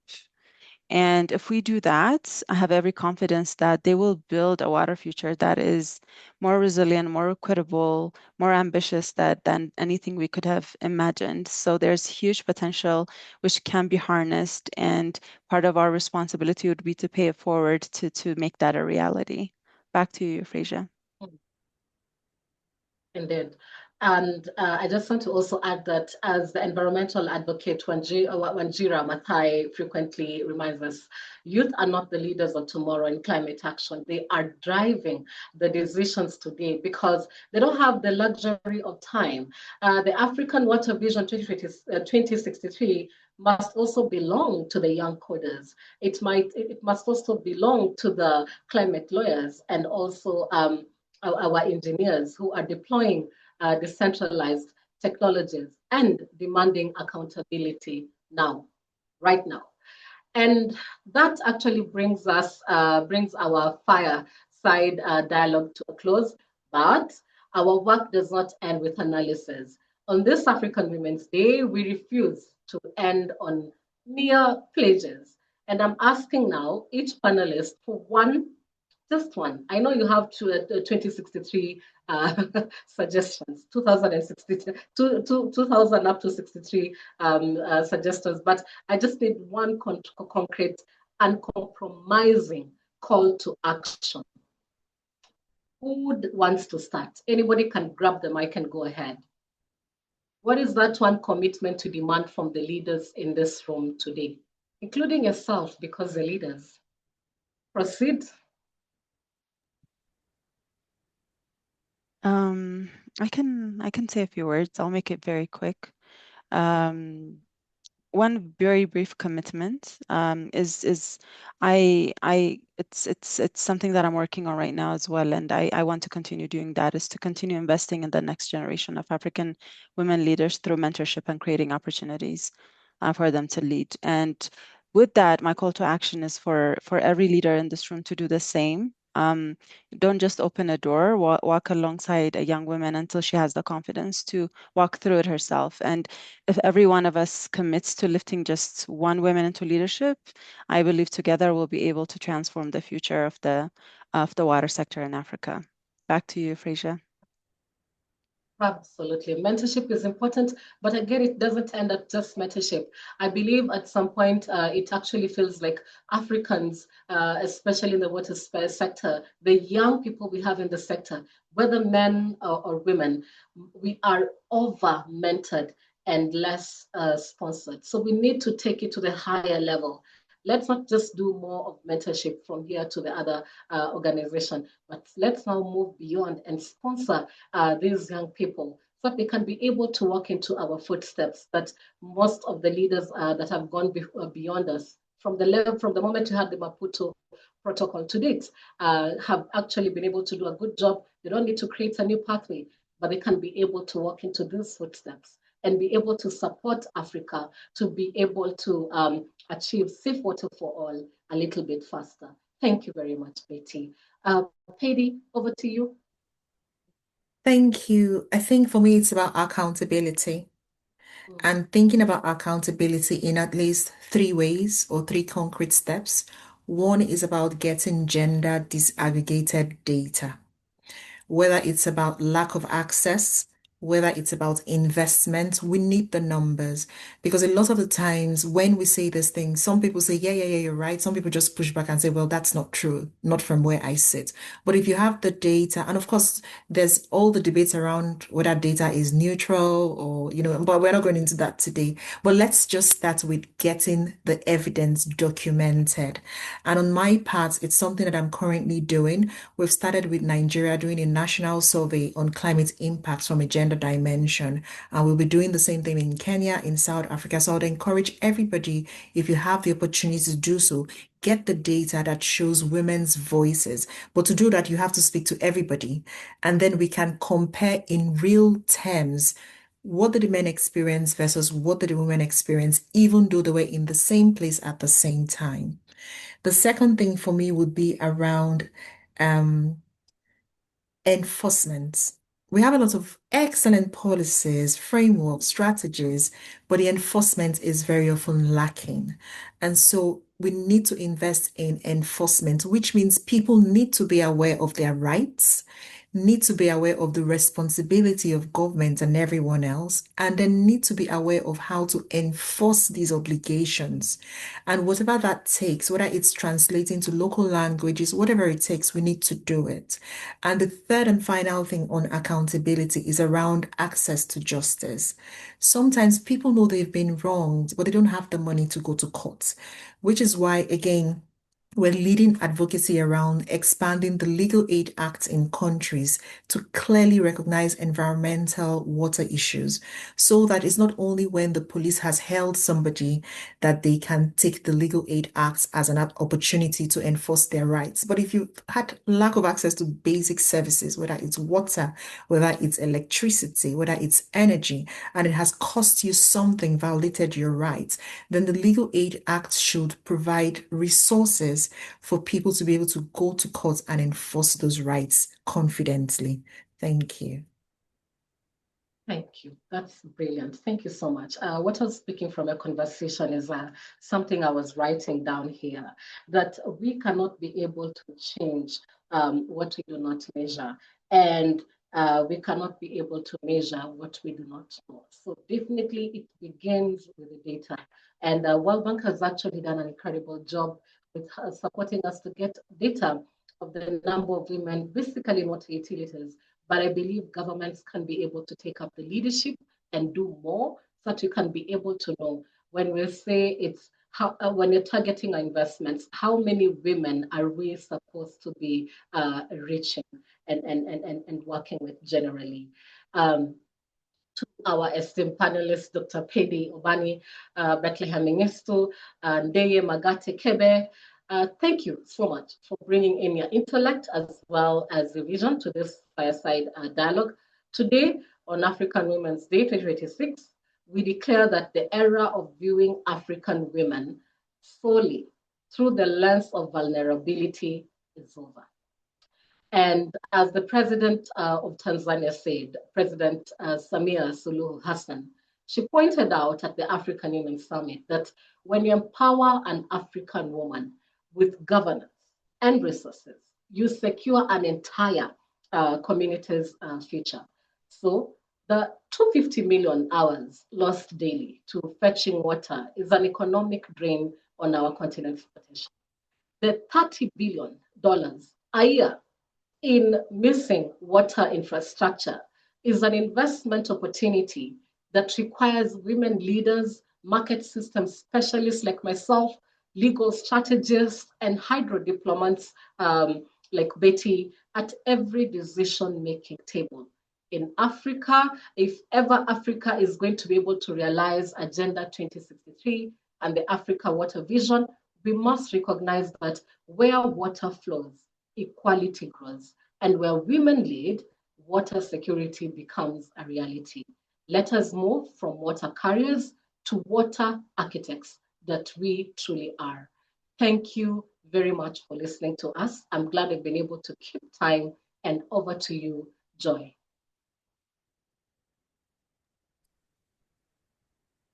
Thank you, Euphresia. Thank you so much to our wonderful Sorry, panelists. Abby. That's okay. Thank you, Dr. Petty. Thank you, Bethlehem. It's really amazing. I learned so much, and I hope we've been seeing the chats as well. So because of time, it's been such a wonderful first panel, and we would just like to get a little break, to have a creative interlude, and would like to play um, a video, a musical video that was shared by the water lady, Lumbie Mlambo herself. And again, also emphasizing on the issue of water and showing the amazing work she's been doing in that aspect. And just when we're ready, Joy, then we can also have that video. But I just want to say thank you so much to the panel for all the knowledge and wisdom you've shared. I think it's been such an informative first panel. And I also hope that our other distinguished panelists will still be able to be here with us for the next panel, which will start shortly after the musical video. And yes, I think Joy is ready with that now. And maybe after this video, we would also be sharing, because again, the unique thing about this platform is that we celebrate 31 women in the month of July, but that's how we raise awareness for Africa's Women's Day. And so we have the video of 31 women that we spotlighted this year, but we also have an additional video of more women, courtesy of Euphresia, Luseka, and Dr. Letitia Akun from the compendium, which we'll talk about later on. But right now, let's just move on to the video that we have so that we can move on to the next panel. Thank you so much. Joy, if that's ready, then we'll take the musical break.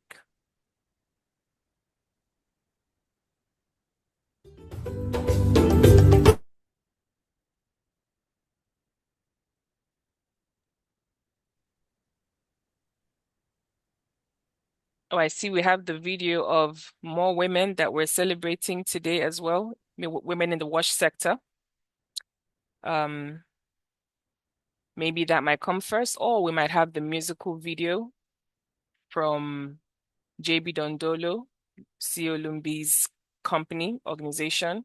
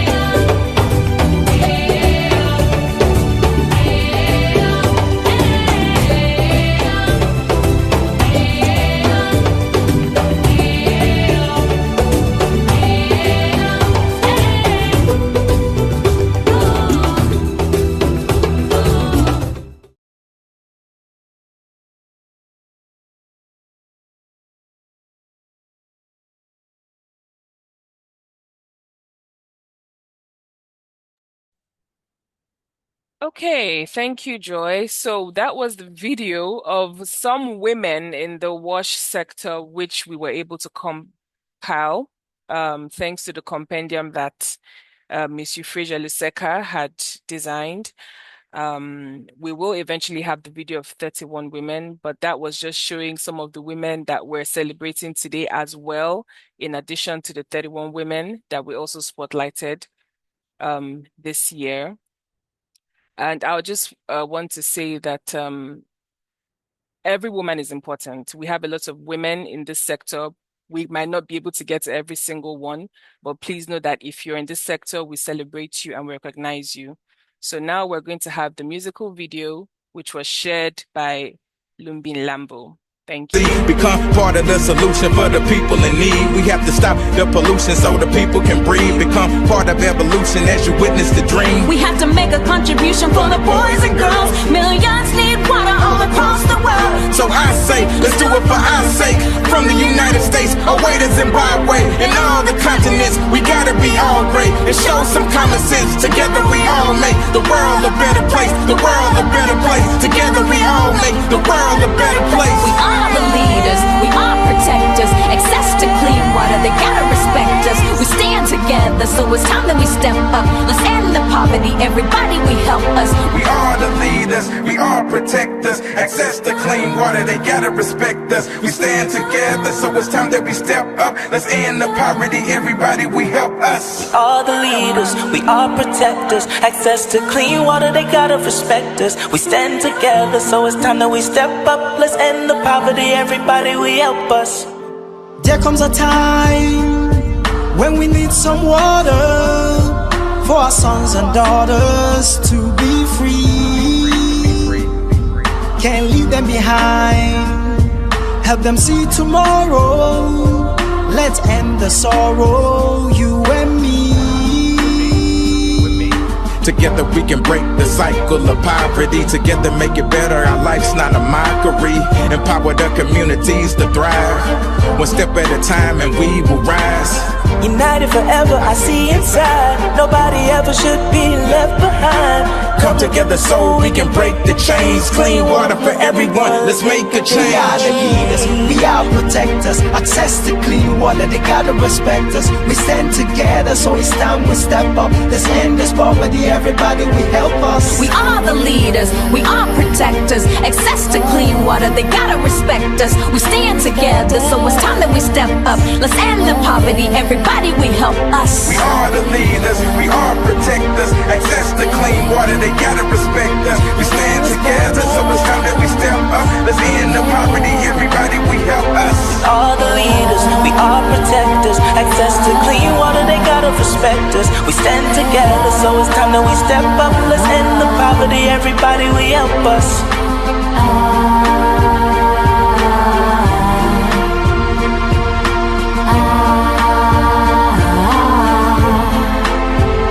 We are the leaders, we are protectors. Access to clean water, they gotta respect us. We stand together, so it's time that we step up. Let's end this poverty, everybody we help us. Everybody we help us.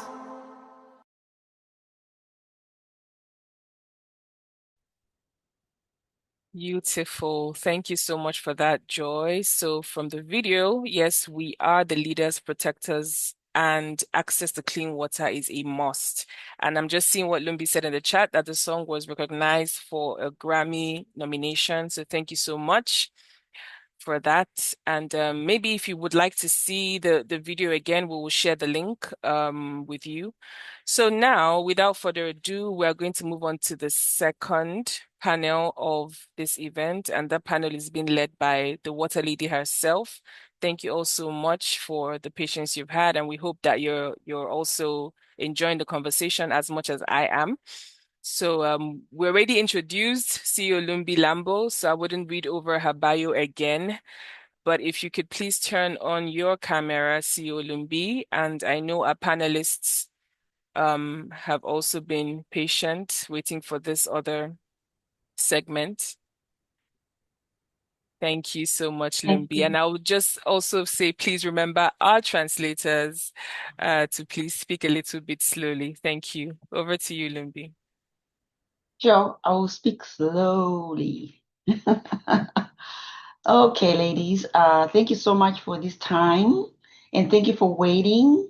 I'm actually a bit sad that some of my panelists have had to drop because of power outage in their area. Some were from Zimbabwe, and I just hope that Dr. Patricia is still here. Not, I know she did send me a message because they lose power over there. Let's see, is Camacho here? Please turn on your camera, Komoto. I see you. Is Winfred here? Please turn on your camera, Winfred. I may not even have most of those people. I do see. Okay. If anyone is named Lumbie, you may want to just rename. Let me just rename you because you're not Lumbie right there. So that's Komoto, right? Yeah, I'm here. Okay. Can you turn on your camera, Komoto? I think my video is disabled. Ah, okay. All right. Let me just. Yeah, it's disabled. I don't know why. Panelist 2 is Winfred, right? Yes, please. Okay. There you go. Now I can see you, Komoto. Thank you so much. I can see both of you. And I do apologize that you had to wait. And as a result, I know that in your area, power outage is common. So I think Dr. Patricia has lost her power right now. But she did send me a message just to let me know. And also Dr. Iris has lost power as well due to load shedding. That is a common issue in Africa, in some parts of Africa, especially Zimbabwe and South Africa. So I do apologize for that. So it's just going to be you, Winfred, and Komoto. So I just want to start this session with a kickoff. I don't want to have you guys wait for too long because you might also lose power. I know that you are in vulnerable areas. Dr. Komoto, I know that you are in a very vulnerable area and you could lose power anytime. So I'm just going to go straight to just starting this session, kicking it off. Just to say that, you know, I'm happy that you're here and joining us today. And people often ask why they call me the water lady. And the answer is simple. Because I've learned that whenever water flows, opportunity flows. And whenever water is absent, poverty, disease, and inequalities are never far, and not even too far, to be honest. Then that's the reason, really, and that's when the lesson began, long before I founded JB Dondolo, my organization. I grew up in rural Zimbabwe, where I watched women and girls walk like long distances every day to collect water. What seemed like a daily routine was actually a barrier to health, education, and opportunity, plus dignity. But today, that's why the theme of this session is water, sanitation, and hygiene. Wash. Because that is everyone's business. It resonates deeply with me, to be honest with you. Wash is not just the water issue. It is a human issue. And because it touches every part of our lives, the responsibility to solve it belongs to all of us, not just me, the water lady, but to all of us. So I'm honored to moderate this session today, this conversation with you lovely ladies, to welcome our distinguished panelists, as well as to explore each of us how we can help turn that shared responsibility into a meaningful action. So let us begin, ladies, and thank you again. Let us begin. Just for the sake of time and just to make sure that this is comfortable with you ladies here, I'm just going to ask any question randomly and feel free to answer it. The very first question is, from your perspective, what is the biggest misconception people have about water, sanitation, and hygiene? And why does changing that mindset matter? Any of you can answer that. Just turn on your camera. Right, Komoto. I hope you can hear me. Go ahead. Who's speaking? Okay. Come Hello. on. Hi, everyone. Yes. Hi, everyone. Can you hear me? We can hear you. Okay, thank you very much for this opportunity to be here. I think it's a great opportunity with you great leaders. Thank you, Lumbie, for inviting me, and thank you to all the organizers, all the leaders here, excellencies, and all protocol observed. I'll just go straight to the answer. The thing that always concerns me, where I think there needs to be a paradigm shift, is about this perception of women carrying water, which I understand.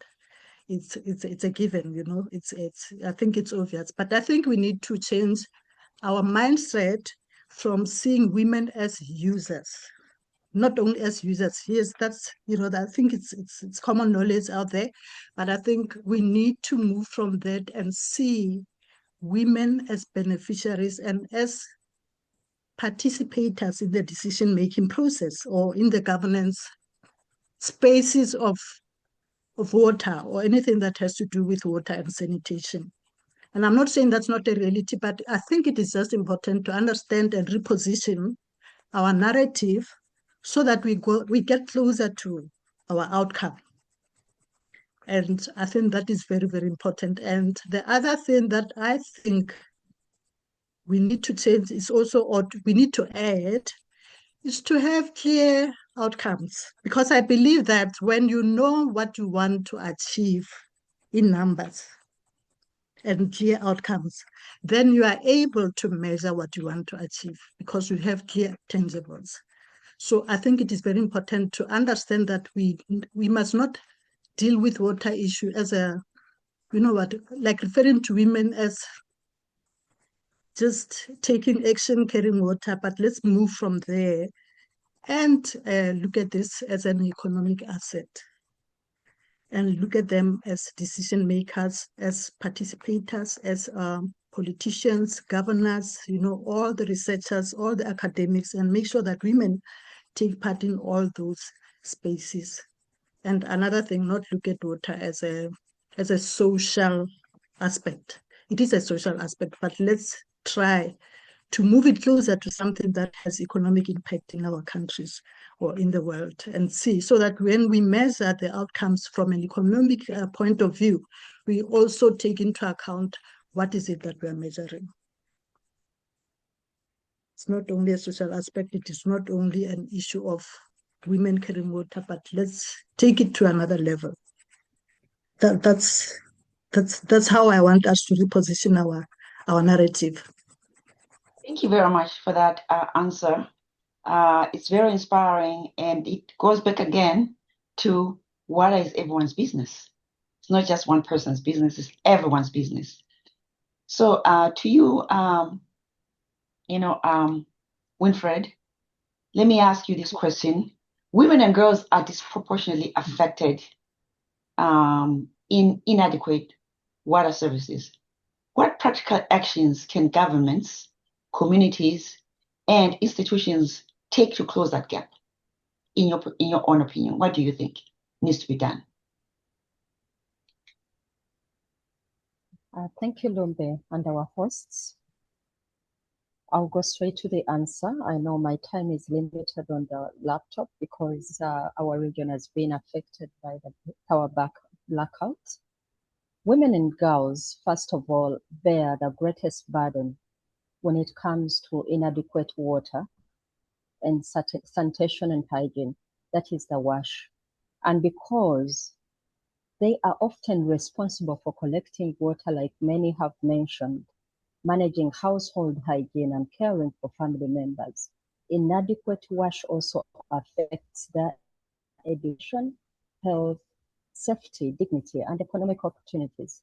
But closing this gap is definitely possible with coordinated action from governments, communities, and institutions, like what PAWO has just done right now, raising awareness of this fact that is happening. Governments should prioritize gender-responsive WASH policies by investing in reliable water infrastructures, safe sanitation facilities, and hygiene services in both urban and rural areas. For instance, schools, public institutions like hospitals, toilets for girls should be hygienic. Government can also strengthen policies that encourage women participation in water governance and ensure that wash budgets explicitly address the needs of women and girls in communities.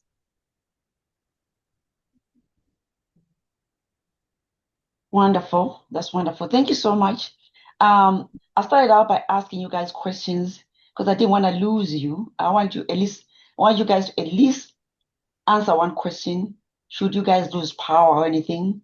But now that you've at least answered one question, I want to go back to your introductions because I feel like now we're in a safe zone. If I started out with the introductions and I lost you, we'll say you guys never talked, and then I'll be like, blaming myself.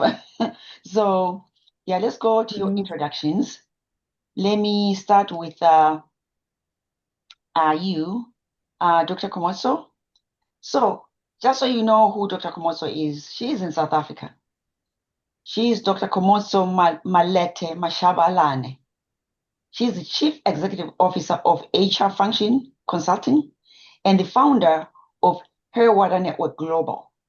Having witnessed in the impact of water scarcity in rural communities, she established a water point in Limpopo, providing clean and accessible water while reducing waterborne diseases and freeing time for education and economic activity. That is Dr. Komoso Malete Mashabalane from South Africa. Now, going to Dr. Akelo, I believe Mrs. Stella Frashel, she must have dropped or something. She was from Uganda. I don't see her here. So I'm here. I thought it was a different this group. Should I join? Yes, please. Join. Thank you. So glad you're here. Now, while you join, Dr. Winfred Akelo is from Uganda. She's the Chief Executive Officer of Hello Laundry. Her work demonstrates that water stewardship extends far beyond boreholes and treatment of plants into the everyday business that touches water, formalizing water-intense service while protecting the freshwater systems that feed Lake Victoria. Wow. So I would like to go to the next question because I don't want to lose you before you answer, before I start giving you accolades. So now that I know that you're here on the stage with us, I would like to ask, if you're not, can you put yourself on mute if you're not talking? I can hear somebody talking in the background. Si vous ne parlez pas, est-ce que vous pouvez fermer votre micro, s'il vous plaît? I'm not sure who's talking. It's the translators. I see. Apologies for that. Okay. Welcome. Sorry. Okay. So I do have all of them. So I would like to, not all of them, but I do have 3 panelists. I thought I'd lost all of them, at least most of them. So now let me just go ahead and introduce Miss Stella Rachel Asio. She's also from Uganda. Stella is the managing director of AREG Agro Foods in Uganda. Working across agro-foods and sustainable agriculture, she treats water purification as critical climate infrastructure, integrating precision agriculture and circular water systems as pathways to climate resilience and secure food systems. Welcome. I'm happy that you're here, and I want to go ahead and ask you one of the questions as well. So let me go to innovation. Innovation is transforming many sectors. What innovations, whether technological, financial, or community-led, give you the most hope for improving wash access, water, sanitation, and hygiene access? You can unmute yourself. Is that to me? Yes. Are you able Okay. to answer that, or do you want me to go to the next question? We are talking about innovation in water. Yes. And my answer would be quickly that we should invest first and foremost in clean water for drinking, close to homes and schools, because it's a big deal. And then we should invest in water, building safe and dignified sanitation facilities. We should also invest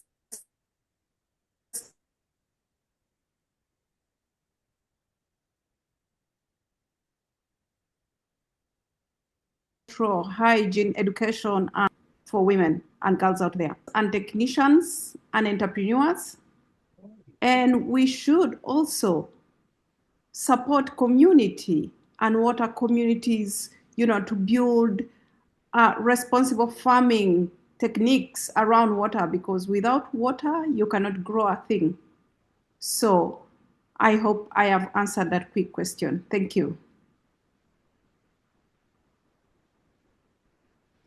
Your microphone is unmute, so we can't hear you.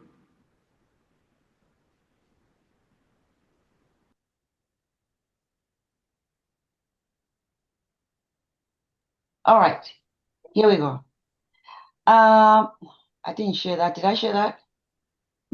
We didn't hear you because your microphone was unmute. Okay, okay. Please come again. Thank you. Okay, yeah. All right then. So let's go ahead. What's one policy, investment, or mindset shift that could dramatically improve WASH outcomes across Africa over the next 5 years?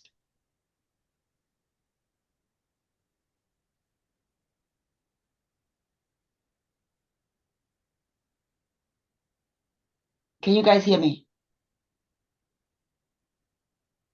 Yes, we can hear you. Okay, okay. We can hear you. Great, great. I'm glad that you can hear. So who wants to answer that question? Pardon me on that question? Yes. You want to take that one? Go ahead. I was begging your pardon on the question because you skipped Oh, a bit. okay. What is one policy, investment, or mindset shift that could dramatically improve WASH outcomes across Africa over the next 5 years? Oh, yes. If you don't mind, I would want to answer that. Sure, go ahead. There is a great work to do with the mindset shift when it comes to, there is still a lot of misconception of people about water, sanitation, hygiene. And the real challenge is that WASH is fundamentally about behavior, stewardship, and shared responsibility. A community can have a reliable source, but if water is wasted, polluted, or hygiene practices are neglected, the health, economic, and the environmental benefits quickly disappear. Likewise, businesses that depend heavily on water should often view it simply as operational input rather than the finite resource that must be managed responsibly. So that changing this mindset matters because it shifts people from being passive consumers of water to active stewards of it, when individuals and institutions that every drop has social and economic and environmental value. They begin to invest in conserving it, and with efficient technologies, wastewater management, and hygiene practices that protect both people and the ecosystems. So we should shift people from the mindset of thinking that water is infinite and it will always provide itself. We have a role as a generation to ensure that this water that we are conserving today is passed on to the other generation in its purest form as we received it.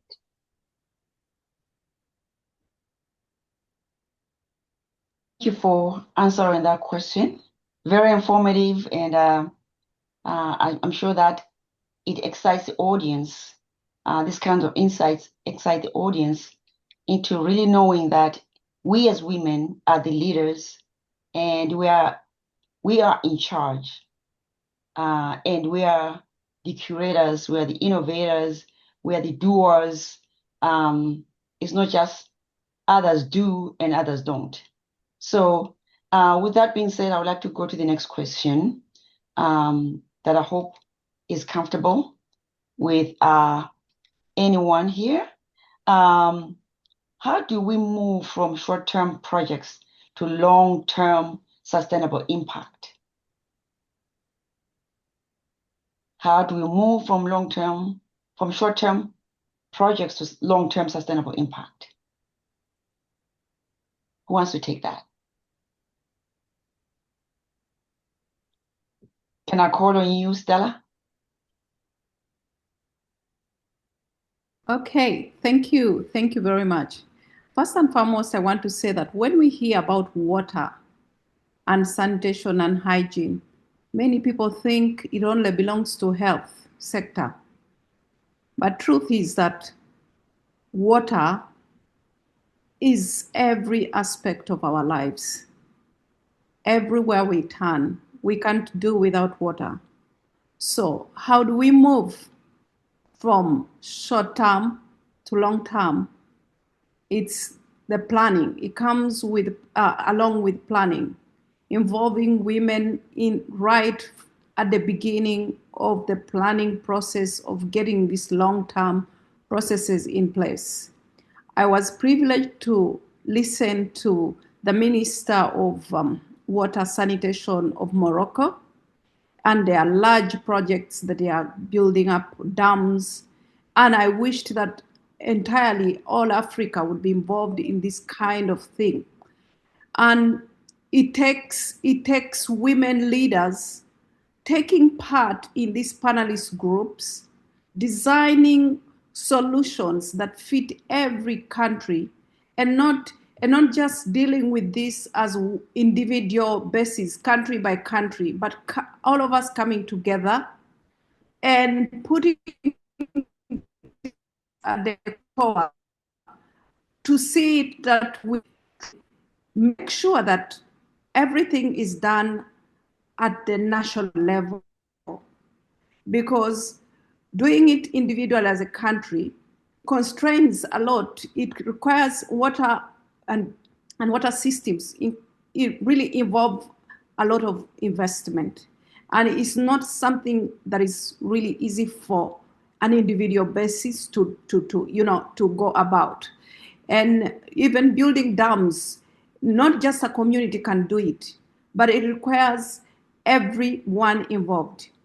I mean everyone, NGOs, governments, entrepreneurs, local community members must be involved in building long-term investments that will serve communities for a long time. Thank you. Amazing. Truly inspiring. And I hope you all are taking notes on this, because this is celebrating women, but it is more than celebrating women. It is about learning how we can solve the water problems going forward, what really needs to be done, the action on the ground. Sometimes we think that just talking will solve the problem, or giving advice will solve the problem. What really makes a problem go away is when we take action. And when we take action together, not just one person. One person alone can do so much, but all of us together can do a lot. We can achieve a lot more. So it really takes all of us uniting as leaders, as African women leaders, uniting to solve a problem and giving a time frame when we can solve it. In this case, we're saying it's 2063. But wouldn't it be nice if we were to solve the problem even earlier than that, and start seeing more women really harnessing into the power of technology to help themselves grow their businesses, and not spend so much time collecting water, walking miles and miles away to collect water. I really think that we could all benefit from that. And with that being said, I really want to ask this one question. Okay, many organizations work independently. What would stronger partnerships between governments, NGOs, businesses, researchers, and communities actually look like? This is a question that I would like for you, all of you, to answer, each of you. Okay, who wants to start? Dr. Komoto, let me give you the spotlight.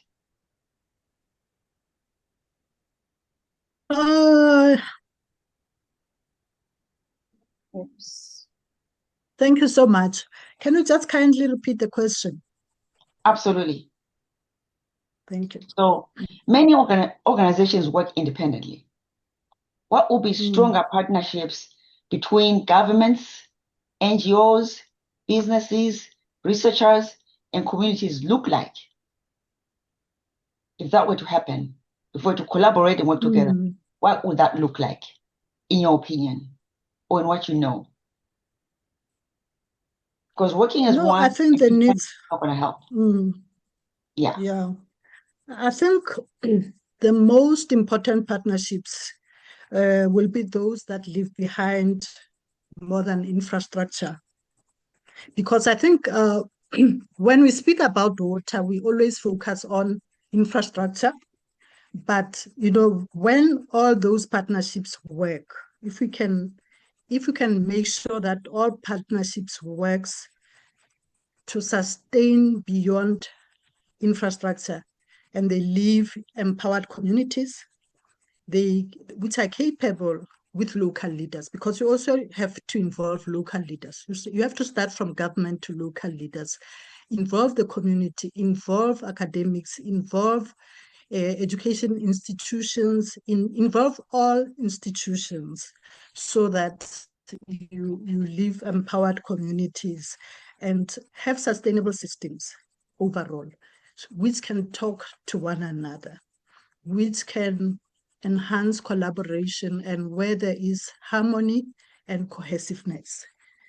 Because if there's no alignment, or you just have them on paper, it's a system or it's a policy, then it's a problem. You just have to make sure that they also function and are executed consistently and cohesively.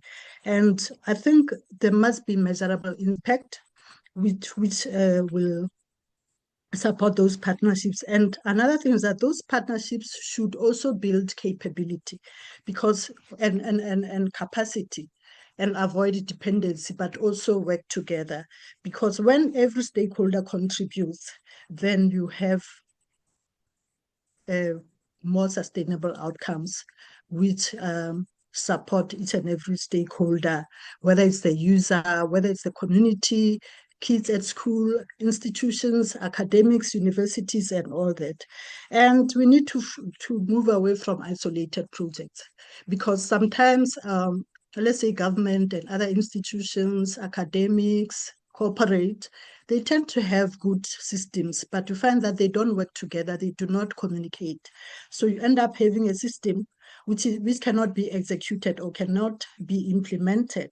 And as long as you do not have something that cannot be implemented or executed, or is not practiced, then it's a problem, because it means you will still be behind. So it is important to make sure that the implementation is very practical, it's lasting, and it's very sustainable to all the participants, to all the stakeholders, and move away from that silo mentality of just, it's good to institutionalize, but it's important to have that alignment, overall alignment amongst all the stakeholders.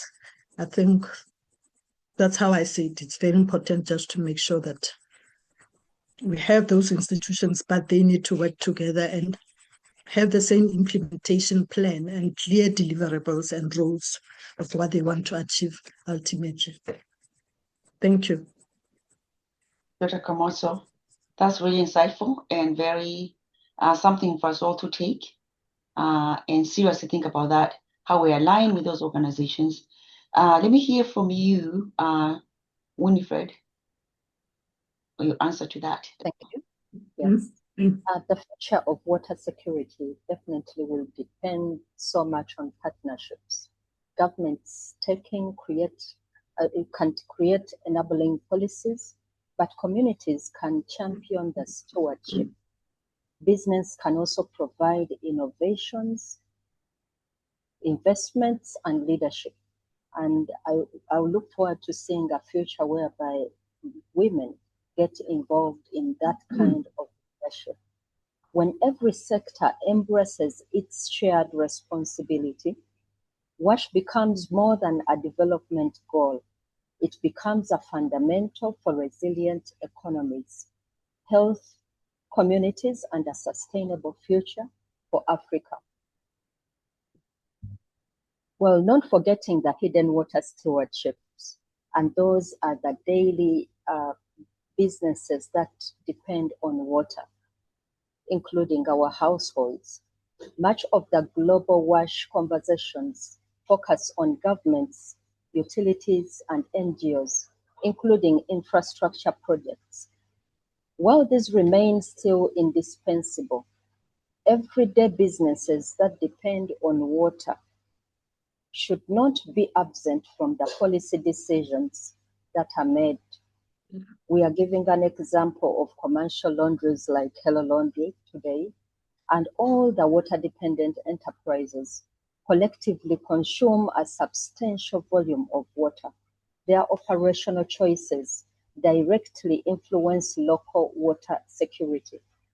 But if we recognize these businesses as active water stewards, this broadens the understanding of the WASH from just delivering access to ensuring responsible use throughout the economy.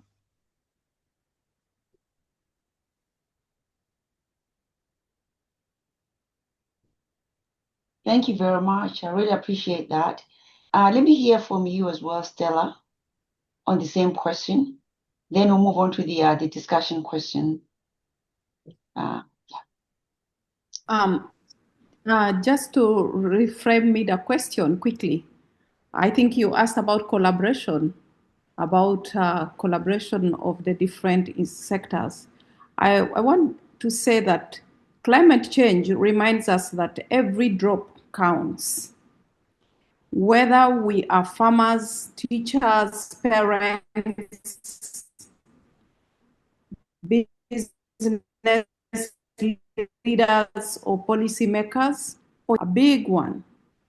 Water, sanitation, and hygiene are not just someone else's responsibility, not just for governments, not for NGOs that we think will push in the money.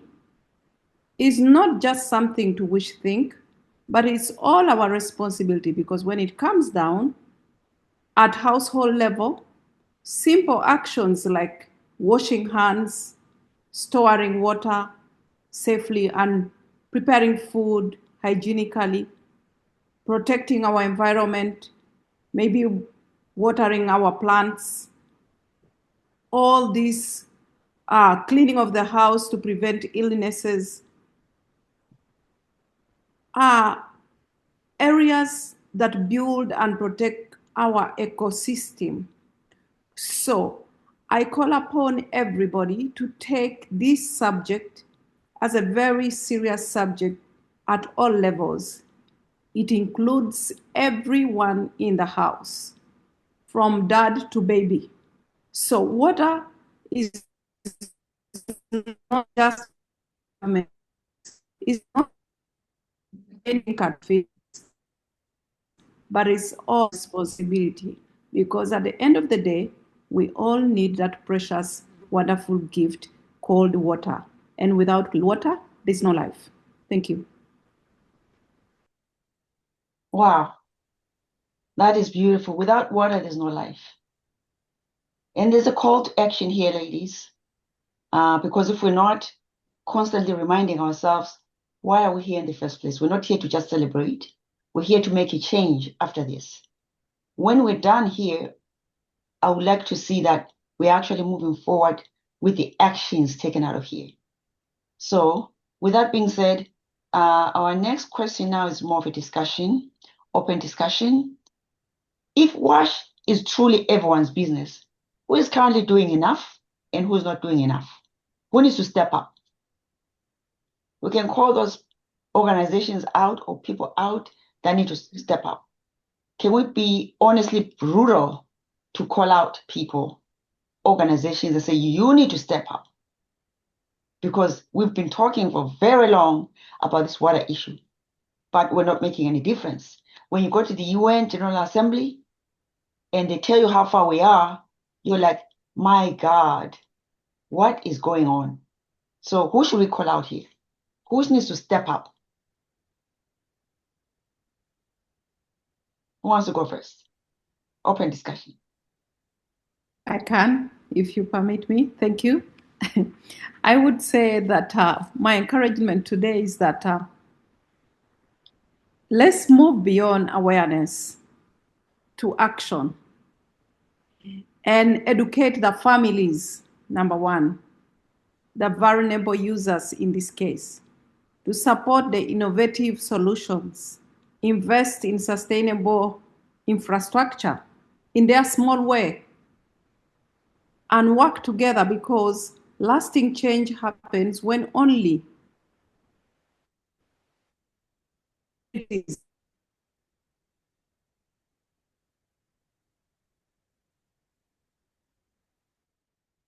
take the ownership. And as go far, very fast, you go alone. But if you want to go very far, very, very far, take someone with you. So all family members, everybody must participate in doing the investment of water in any small way. So we cannot start to look at governments that are up there who are not doing their part without us as well doing our own part. So let's remove the log in our eyes first before we remove the speck in their eyes. Thank you. Love that. I love that. I know we don't want to call names, but you know, that's fine. We know our governments, they know who they are. So thank you so much for that. Let's do just one more question because we're getting close to our finish line. So another discussion question is how do we ensure that women are not just beneficiaries of WASH, but decision makers and leaders in designing and managing solutions? How can we ensure that?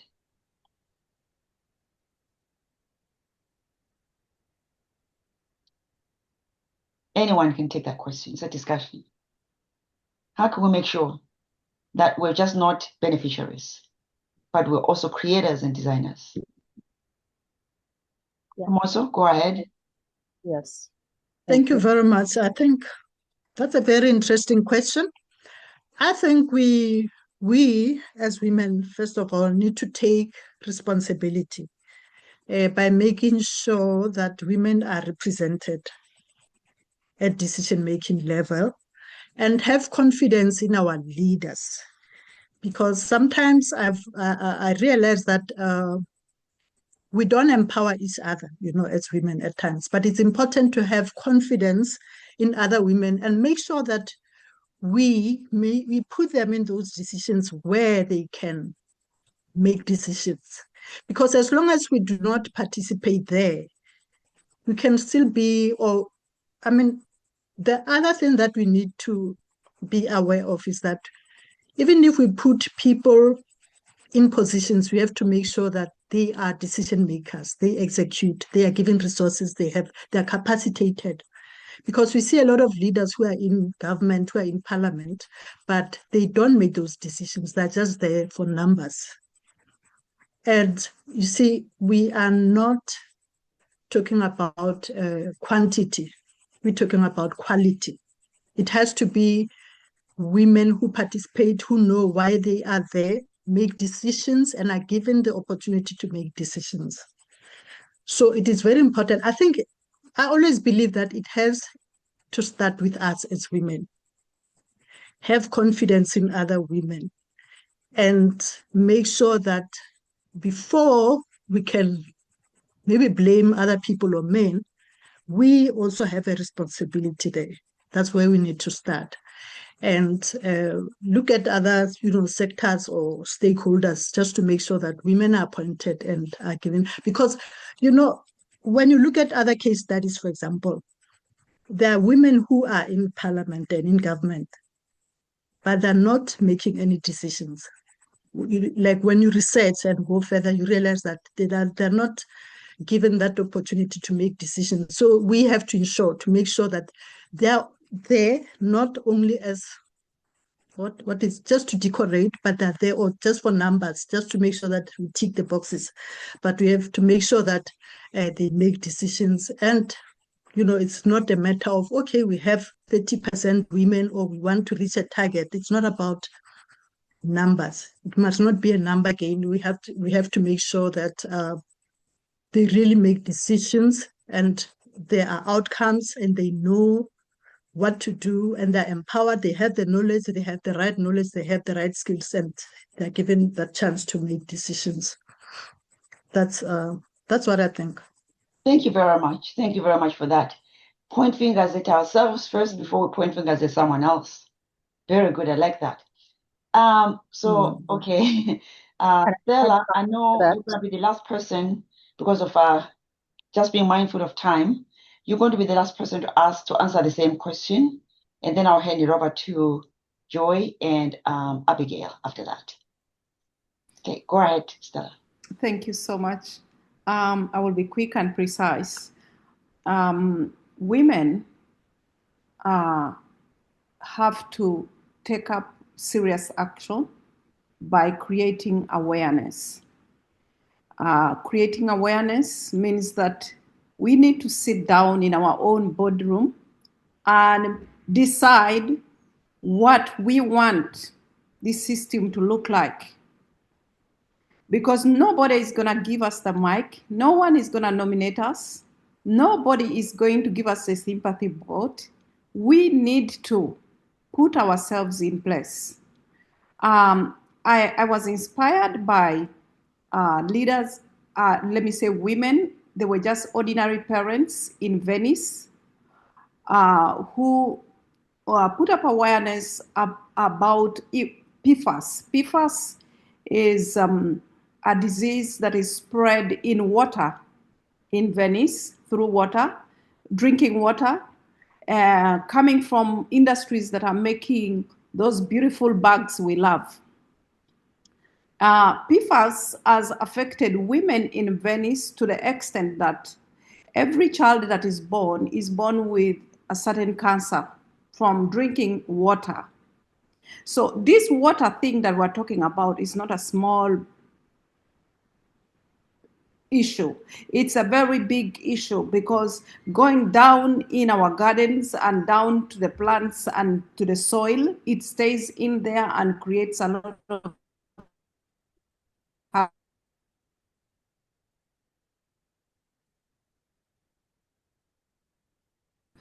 we have to take action. Serious points and how we have decided to go about.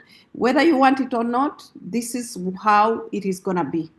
I think it's the only way, because if we wait until we're given the opportunity, that opportunity will rarely come. Or either we'll just be the decorative women that are put in panels to listen and write notes and be secretaries of these meetings. So we have to take action. We have to campaign. We have to also innovate around water. We have to mentor our girls and our children out there, all the benefits and all the side effects of not taking up that place. And we also have to contribute to planning and budgeting. We have to participate in community leadership. We shouldn't leave the local position to be taken by the men. We shouldn't get so busy in cooking, in fetching water. We should get busy as well in the round table with the men so that these decisions can be made. Thank you so much. Wow. Wow. What a powerful way to end the session. My goodness. Yeah. I love it. I love the call to action, ladies. Thank you so much, Winfred, Kumoso, and Stella. Thank you so much for this session, and thank you for accepting the invitation to be my panel. I greatly appreciate you. We've come to the end. Now I'll hand it over to Abigail. It's yours. Thank you. Thank you so much. Thank you, Miss Akelo. Thank you, Miss Malete. Thank you also, Miss Ashu. That was a very informative session. Thank you so much to everyone for sticking with us. I know we're almost running out of time, but I'm also very, very thankful that our panelists were able to stay till this second panel. So we're just going to move on to the next segment. But before we do that, and that's the segment of playing the video of the 31 women that we have spotlighted this year or throughout the month of July for in the wash sector. But I just want to recognize a few people because I have seen that she has been on the call from the beginning, and that is Ambassador Dr. Mary Kimulu, who is the Vice President of PAWO East Africa. Mama, we're so happy to have you on this call. You've been here from the beginning. You even helped us to reach out to the president of PAWO, and we're so thankful for that. And maybe hopefully we might get a chance to hear your voice. I also see that one of our keynote speakers, PS Madam Anne Wang'ombe, is also on the call. Thank you so much, Madam, for being able to join us. And also, I also see other women that we sent invitations to from the various WASH networks. Dr. Leticia Akun is here, Madam Geraldine Logomo as well. These are women who have also been very helpful with spreading the word about this event. So we recognize you all. Engineer Fideria as well. Thank you so much for being here. And we're just so grateful.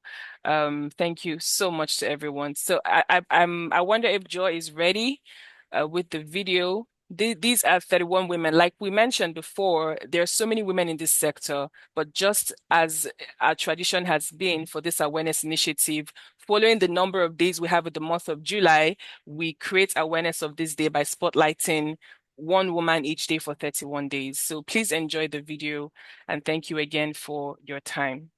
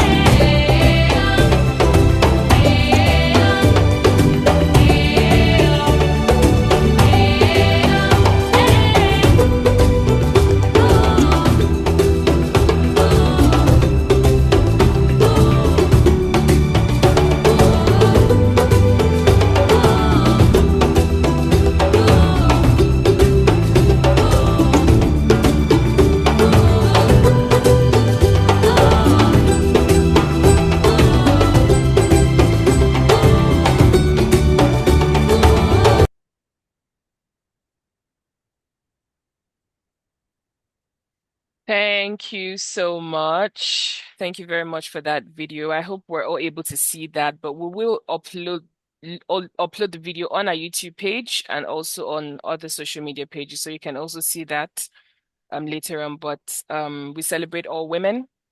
Thank you so much for all you're doing in the WASH sector. And the next segment we have is the closing reflections and call to action.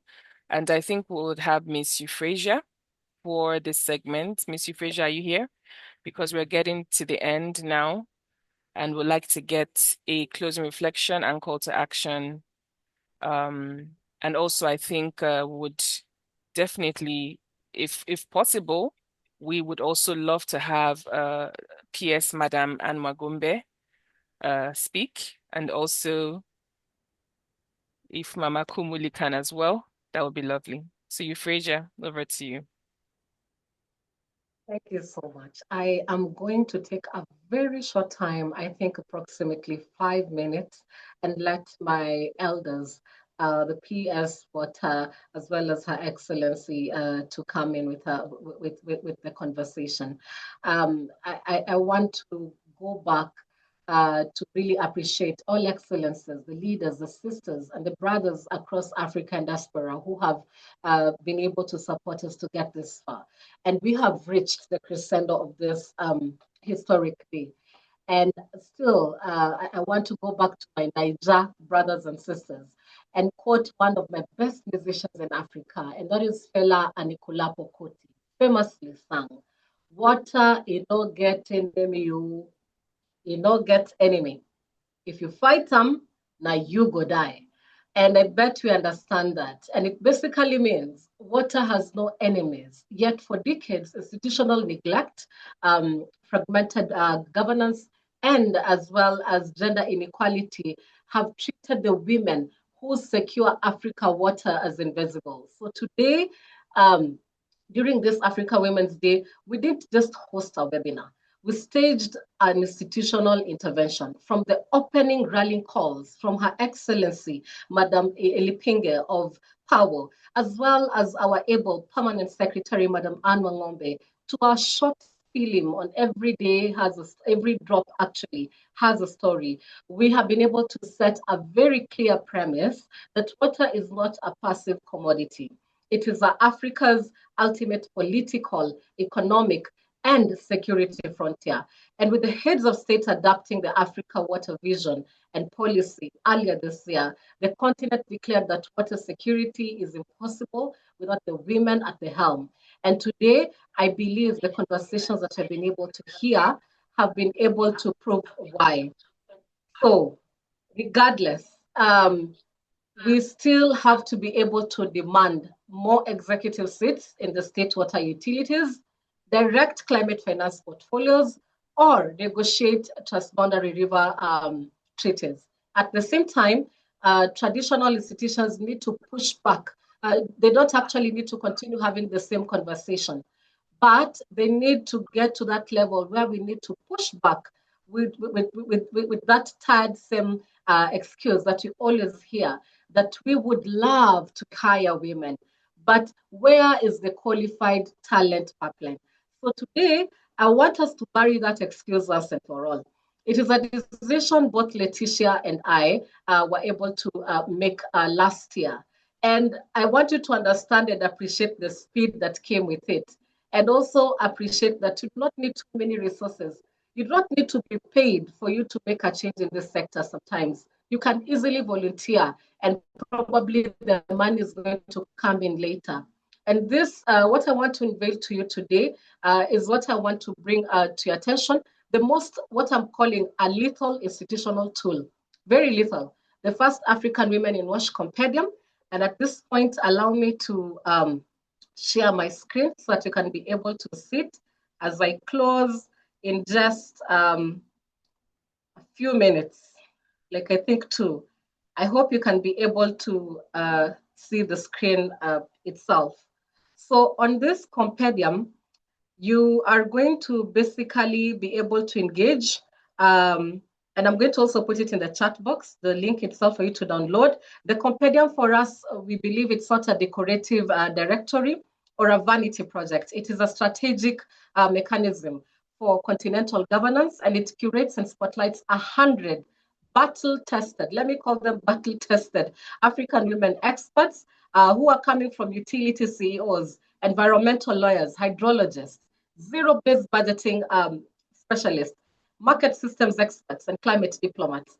So even when the ministers look for technical advisors, when basin commissions assemble to negotiate teams, and even when the donors are seeking utility turnaround experts, I believe this compendium is going to be your answer. And as our Nobel laureate, Professor Wangari Maathai reminded us, you cannot serve the status quo and then when you want to really transform a system. So this compendium is coming in to shatter that status quo by proving that African female water leadership is vetted, it is visible, and it is ready to govern. So I want to really appreciate everybody who has been able to help us with this day. And that actually, just a moment.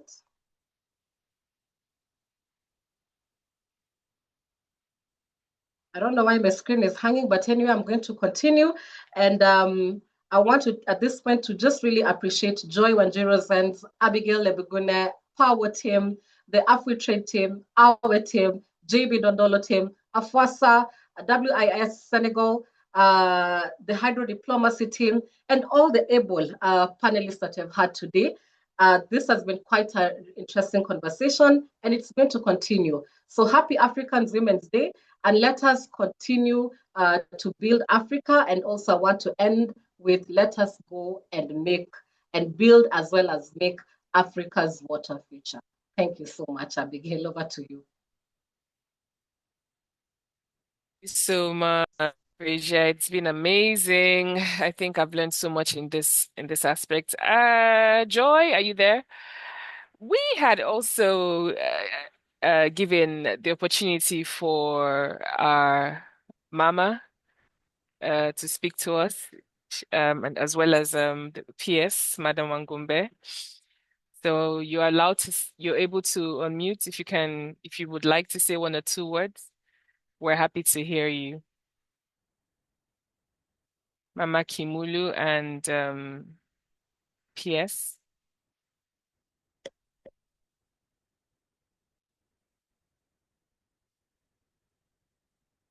I think you are able to unmute. I will give you an opportunity, but it's good to hear. We always have a chance to give people to most of our guests in. I know it comes a price, but it's good to recognize you and we appreciate you. So if you're able to unmute, let me see whether I can help in this. Assistant, I've asked for unmuting and we'll be happy to hear from you. Or you can send us a chat on the comment just to whether it's possible or not. Then we can. Oh, there you go, Ambassador Dr. Mary. Welcome. Thank you very much for letting some of us listen. I spent the day today talking about peace and the PAWO 64th anniversary celebrations. And now I've added listening to a subject that is very close to my heart, the water sector and sanitation. For me, I was not a speaker. My role is to congratulate you and to thank you. I can tell you many of my friends are logged in because I did tell them this would be an important, and they've been writing, wow, thank you for letting us know. Congratulations, the organizers. Keep it up. Thank you so much, and we appreciate you. We see your work at the background, and I'm sure you'll be here next time telling us more about your work as well. Kenya is growing in the PAWO, and I always appreciate knowing that there is quite a space for us women, even in different countries under PAWO, and I encourage everyone to go to their website. They have a lot of information. where you can find them in different countries. And Kenya, you have a space now, as I understand. Maybe you can tell us now Kenya has a space for PAWO. Yes, we actually were very lucky. The president who spoke earlier came to Kenya on 14th of March, plus the General Secretary, Honorable Kabayo, to join very distinguished Kenyan women. As we did not launch, we relaunched the Kenya chapter because, our founders already had it. So we just brought it back to life. And the peers who are speaking, we are anchored at her ministry. So I was very happy to see you brought her here, because what you've done, you've sold power to her more than I had done. Thank you. And Kenya, yes, is moving on. We've met as East Africa region. We've looked at all what the PAWO executive recommended the regions to do. And we are looking forward to the Congress, which is going to be held in February.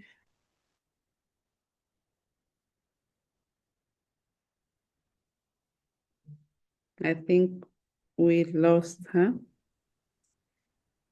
Yes, as you've heard, we have the vice president there of PAWO for East Africa, and Kenya is already have a session. And this also allows us now to even want to hear more from our peers.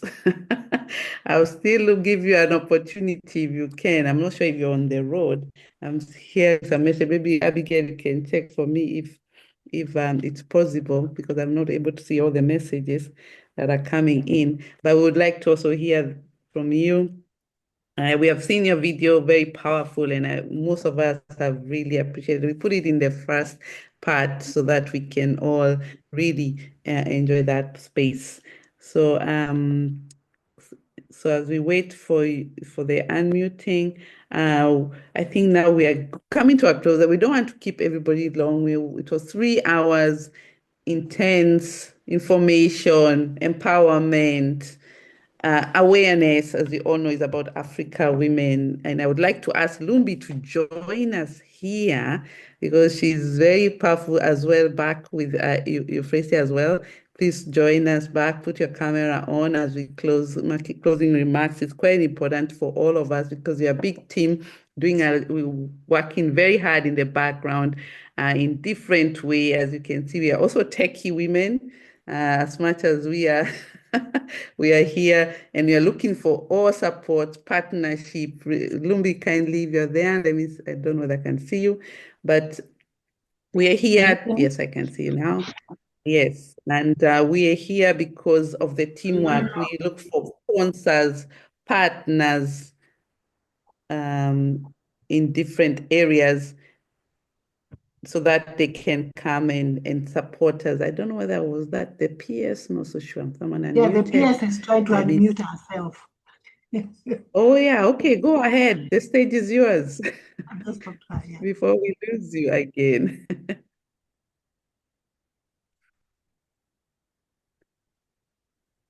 Okay, let me see you in the under Stella. See the hands raised up. Let me see if I can make magic here so that we can unmute you. That's Stella. There you go. Okay, I think she's Hello? still having issues. You can hear me now? Yes, finally. Yes, we can hear you. Hello, but we everyone. Hello, everyone. Hello. Thank you for making time. Yes, but unfortunately, I was on and off due to connectivity because I was in the road most of the time. But I have followed the conversations. Very insightful. Thank you ever so much. And just like what most of the speakers have said, it is now a call for us to move into action. One of the speakers said that we have very good policies, we have very good frameworks, but the problem is implementation. I think it is a challenge to us, especially as in government, to make sure that we implement. But some of these issues that have been raised cannot be done by government alone. We need each and every one of us. All of us are players in this space, and we need each and every one of us to come on board and do what we can to continue empowering women and to ensure that they are leaders in every sector. Indeed, women have been marginalized for a long time, but we are not going to look at this marginalization. We are going to turn it into strength. And that should be our key focus and our key agenda. But otherwise, thank you so much for this conversation. I look forward to more engagement with the team. Thank you. Thank you. Thank you so much for making time. We appreciate your time, your presence, your listening, and so much has been said. All this is going to be recorded, and we are going to share it as well on YouTube so that this conversation can continue. Every year we host different theme, but I'm so happy Madam Lumbie will give you and hand over to the women in the water so that you can go with them and tell us afterwards, did they achieve what you said? Because you are the water lady, as we mentioned in our platform, and we are very happy to hear what activities are here. And as I heard very clearly in most of this discussion, is like we need to walk the talk. We need to, we did here, we actually realized there was a day that I thought everybody knew, but nobody knew. So we walk the talk. So what you see here is actually voluntary work that we support each and every year with little partners here and there who come to support us. Of course, being in the diaspora, we are privileged with internet and connectivity. We are able to push through some of this agenda online. I hope one day we'll get sponsors to make sure we meet in person. But right now, we are happy in this space because the world has become like a one ball with the internet. We can reach everyone in different areas. And we are happy now. We have seen the work we have done. We have seen so many events. I don't know whether you people followed these today, from morning till evening. Yeah. It's the work that we have been sharing around, sharing that there is this particular day existing. The TikTok is full, you name it, YouTube, and it's amazing. And we'll keep preaching this and as much as we can. And as we were told by the president of PAWO, we have been handed over. The work is all yours, Abigail. Euphresia is all yours, Lumbie is all yours, and everybody in this room to do the little we can. And we are doing the little we can. We are not on the ground, but we see, we follow, we hear. We are just Africa in and out. So thank you so much, that short remarks. But I'm going to give each one of the ladies here to also giving our party shot as the closing remarks, and also to give us a little bit way how we'll be going on from here. So I know you said there's a bit of there from Euphresia. I know you are launching the awards very soon as well, and you'll be calling us to celebrate that. Maybe you can tip us there as well so that people know what's coming up next. Lumbie as well. You have quite a lot of activities going on in the water area, and then later on, Abigail, we close, and then we can release everyone, and I will final this meeting with the video of Lumbie because it was not played fully. It's a song that has really, really impacted a lot of people. But I'll hand over to Euphresia very briefly, and then to Lumbie, and then Abigail.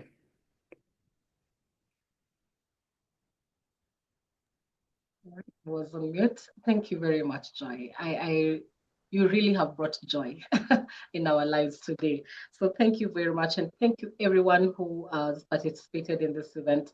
I want to mention particular people, our allies, the men in the water sector, and specifically the Africa Ministerial Council team, Water Ministerial Council team. I want to also highlight PAWO and other colored people. Let me say that, black, white, and whatever, all that. We are really grateful for you. Let me go straight into the compendium agenda. We are planning to come up with a second edition that is going to be having its call very soon in September as we push for the nominations until December. Please participate as much as you can, nominate these women, and let's make them visible. We have seen a lot of changes this year with just one compendium. Lastly, I would say, fund us African women, and see wonders. Thank you so much. Kwaherini. Thank you. Thank you so much. Over to you, Lumbie, Madam Lumbie, or Water Lady. The Water Lady, yes. Thank you so much, everyone, for attending this event, for celebrating with all the women. I think today we're strong and proud of who we are, and we made a commitment to stay together, to stick together, to work together. Our call to action was that we need to be decision makers and not just sit back and be point fingers at ourselves first before we point fingers at someone else. For me, I'm looking for 100 voices for our planet. We've been doing this as part of the UN Water Action Agenda. We're going to be releasing the next 100 Voices for Our Planet very soon. If you feel like you can be a part of that 100 Voices for Our Planet, please let us know. We would like to write your story and figure out how is it how are you contributing to the planet. Another thing that is very urgent and immediate, I need just a few women for my science summit at the UN General Assembly. I convene a science summit every year. I'm about to get that science summit started soon after this. I need just a few women who would like to participate virtually. You don't have to be here in New York or somewhere else in Nairobi, but if you can participate virtually, I'm looking for you. Thank you very much. And thank you, Joy and Abigail, for everything that you do. Thank you so much.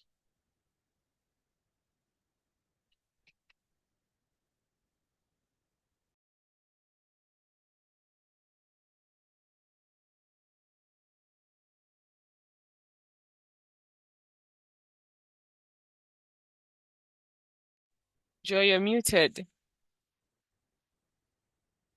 After saying such beautiful words, okay, I'll repeat them because I'm worried of the time. I'm so conscious of Lumbie. Thank you so much. And we appreciate the work they have done with us for over a period of time with us during the awareness program. And you've really given us a lot of advisory work, connection to the right networks then, and we really appreciate that. That's something I really had to repeat that because it's also important. Over to you, Abigail. Thank you so much. I wouldn't want to keep us back. I just want to say thank you to our distinguished keynote speakers, to our mothers from PAWO, to our moderators. It's been a pleasure getting to know you, Euphresia, Lumbie. And I just want to say a special thank you to our translators and interpreters. They've been doing an amazing job. Mr. Sefande, with his team. I can't mention all of them, but I know the lead interpreter is Deborah, there's Tonya.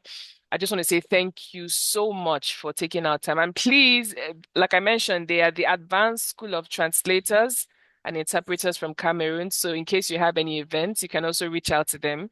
And they were also organized by Miss Ndeye Kebe, who is not here at the time, but she was a panelist on Euphresia's panel. So thank you so much, Miss Kebe, for everything. And we're just so grateful. Happy Africa's Women's Day, and I wish us all an amazing weekend. Thank you, Joy. Thank you. And I'll close the meeting with the music video from Lumbie that won an award. And since we didn't hear it from the beginning, now we give it the opportunity to listen to it. And I wish you a happy Africa's Women's Day. The day is still on. Keep celebrating. We celebrate all of you women and water. Bye-bye for today.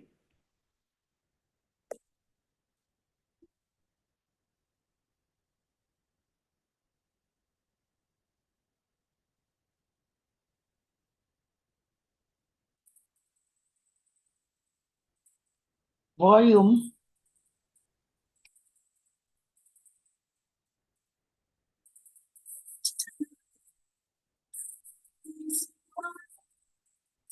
Sons and daughters, to be free. Even behind, see tomorrow. Let's end the sorrow. Join hands with me. Together we can break the cycle of poverty. Together make it better. Our life's not a mockery. Power in communities to thrive. Step down and we will rise. United forever, I see inside. Nobody ever should be left behind.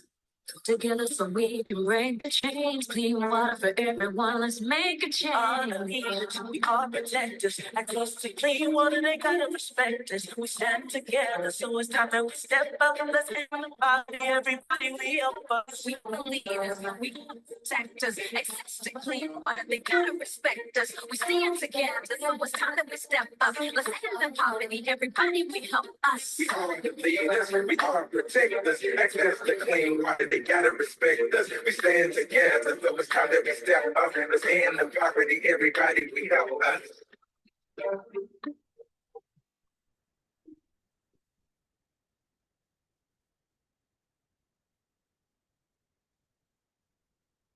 Clean water should be free, make it easy to see. Become part of the solution for the people in need. We have to stop the pollution so the people can breathe. Become part of evolution that you witness the dream. We have to make a contribution for the boys and girls. Millions need water all across the world. So I say, let's do it for our sake. From the United States, all way to the byway. In all the continents, we gotta be all right. And show some common sense. Together we all make the world a better place. The world a better place. Together we all make the world a better place. We are protectors. Access to clean water, they gotta respect us.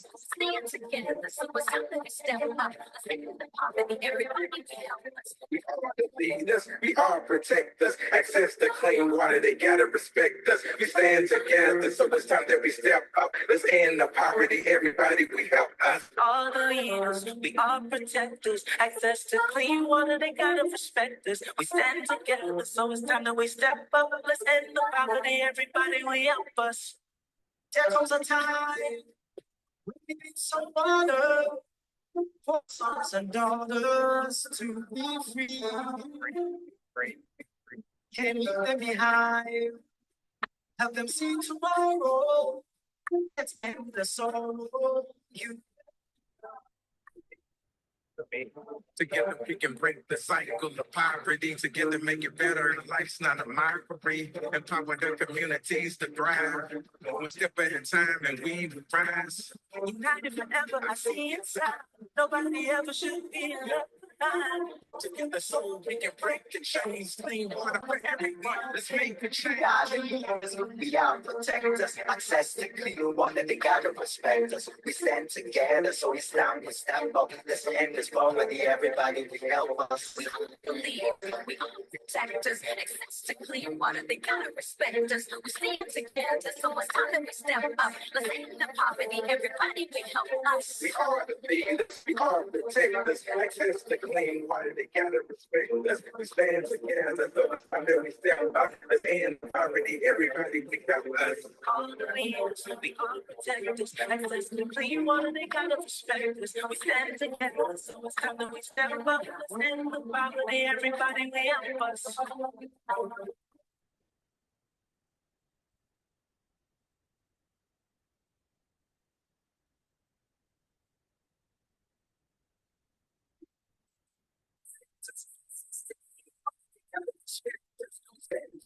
So it's time that we step up. Let's end the poverty, everybody, we help us. Thank you and good evening.